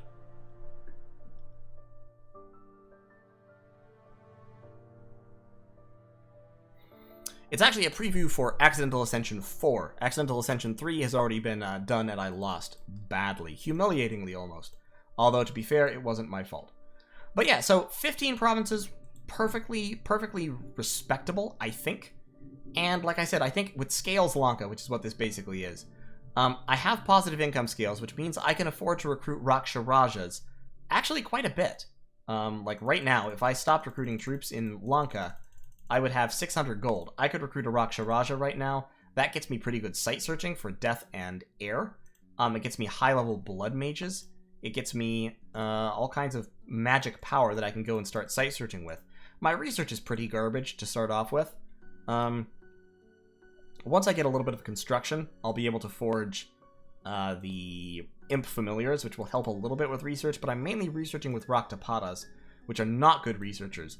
Yoginis are a lot better, they're also a lot more expensive, and you kind of have to make the choice between Yoginis and Raktapatas early on. You need Raktapatas for your blood economy. Now, I think it's probably very justifiable to recruit Yoginis in Year 0, because you're not blood hunting in Year 0 much. I am blood hunting a little bit over here, but that was just because I wanted to experiment with summoning Rakshasa and see how good they actually are in-game. They're pretty decent. They've got Chaos Power, high attack skill from the Chaos Power, defense skill, strength. Like, yeah, you could use these guys to expand. That wouldn't be a problem if you... Once you've gotten your basic provinces for the first 12 turns, you could spam out a bunch of Rakshasa and try to take over someplace. They're only 3 blood slaves each, so I could set these guys to... a couple of them to summon Rakshasa, and get probably, you know, off only a few blood hunting provinces. You could get several per turn, which would add a lot of punch to your armies. Surround them with a mass of Atabi infantry to soak up arrows and such, and the Rakshasa could do some real damage. But in any case, yeah, Kalamuka, I wish Kalamuka had that ranged attack. That would make them really pretty radical, actually. Parun, I can absolutely promise you a Mandeha. Iriwax, Santyabala assassins, yes, they could be usable, but the thing that you have to keep in mind is that Lanka doesn't have any native water, so you can't actually forge quickness boots or flasks of holy water for them. In my case, I can, but only by using DMX. So having 1 or 2 of those might be useful at some point, but they're not going to be something that I really lean on just because I don't have the paths to make that stuff for them. Now, what you can do, you do have a lot of air, you can forge Sandyabala's flying shoes. And flying shoes can make them pretty effective against mages because they do have high damage magical weapons. So if they can fly and hit them round 2, they'll get off 1 buff, which probably won't save them, and then the Santyabala lands and cuts them up with double magical attacks. True shot bows aren't true shot bows. I guess they are air, so I could do that. I don't feel like it would be a super useful use of time because my priests are also my blood hunters. And Raktapatas, by the mid-game, pretty much all my Raktapatas are going to be out blood hunting, I think. Or reanimating skeletons. Lankan reanimation is nothing like as powerful as Solarian reanimation for 2 reasons. First of all, you have to spend 4 turns to get 2 CP Raktapatas to do it instead of 1 CP Solarian cultists. And also, most of the skeletons you get suck. Long Dead Vanara and Long Dead Markatas are god-awful. Long Dead Bandar aren't bad because they hit really hard, but they have very low protection.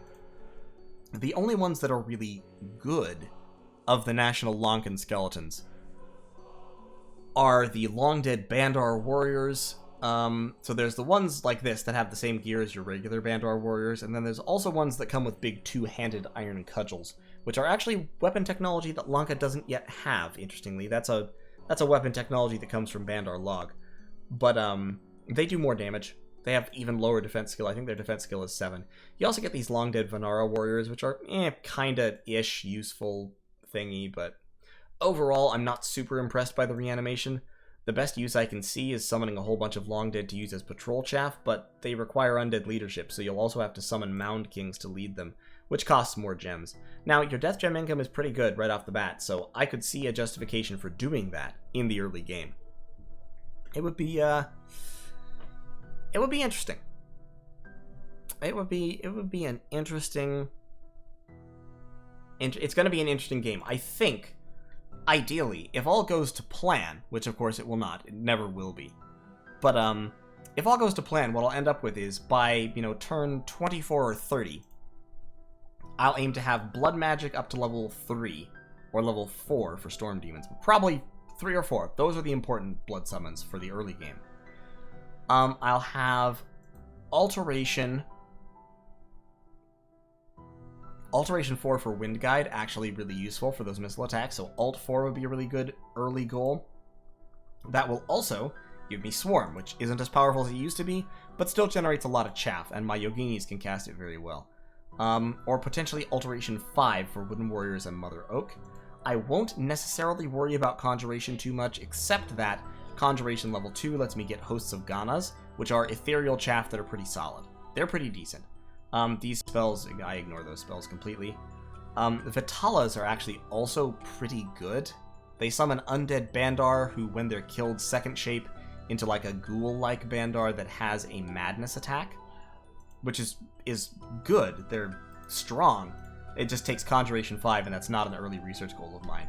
My early research goals, Blood 3, Alteration 4, and Construction 4, which gets me Sanguine Dowsing Rods. Once I have Sanguine Dowsing Rods, the blood economy really takes off, and Lanka, because of their Turmoil bonus, Turmoil 3 Lanka can rack up blood slaves in a big fucking hurry. So I want to be better about getting forts and labs up than I was in this game. Also, I wasn't moving my scouts for the last several turns, so that's why I have a bunch of scouts built up here.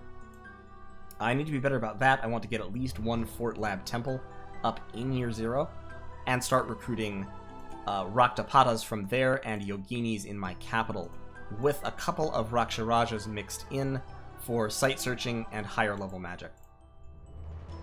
But yeah, I think it's going to be a very interesting game. I anticipate enjoying it a lot. It'll be interesting to see how Lanka actually is. And definitely, I am going to try and get some of those really high level summons out. The Mandehas? Yeah, absolutely. I'm going to get Mandehas out. And of course, I am going to name all of my Mandehas and possibly all my Raksharajas after lines from X Gon Give It To You, because you just have to do that. I mean, if you're playing DMX as a god, you gotta do it. You gotta give it to him. There's no way I can't have a pair of Mandehas named the Nonstop Pop Pop and Stainless Steel rampaging around together, leading an army. In any case, that, I think, is going to be the stream. It's about that time. Might be, it's a few minutes earlier than I planned on ending, but I need to go recover from that humiliating defeat with a couple of beers or something. So I think that's going to be my strategy now.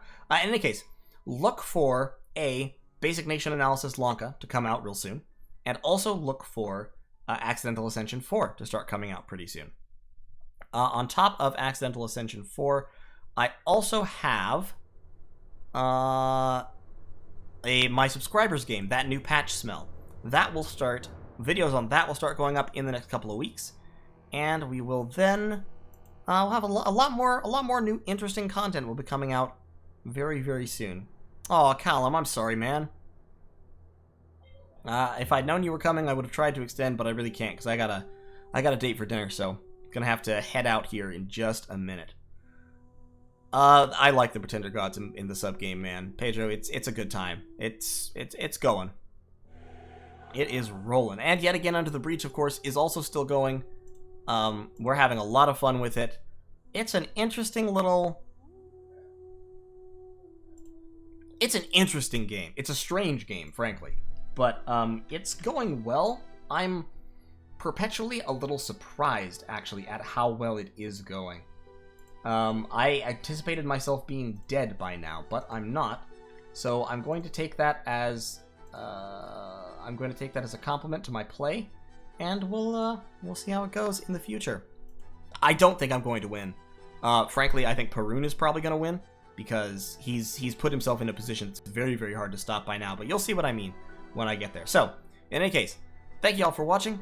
Hope you liked the stream. Leave a like on it if you did, to let YouTube know what I'm doing that's good. Or, of course, if you didn't like it, leave a dislike, by all means. Express your opinion in the appropriate way. And in any case, I will see you all in the next video. Yeah, Pedro, I know, right? Perun again? We're gonna have to start ganging up on him. Y'all have to take care. Have a good one.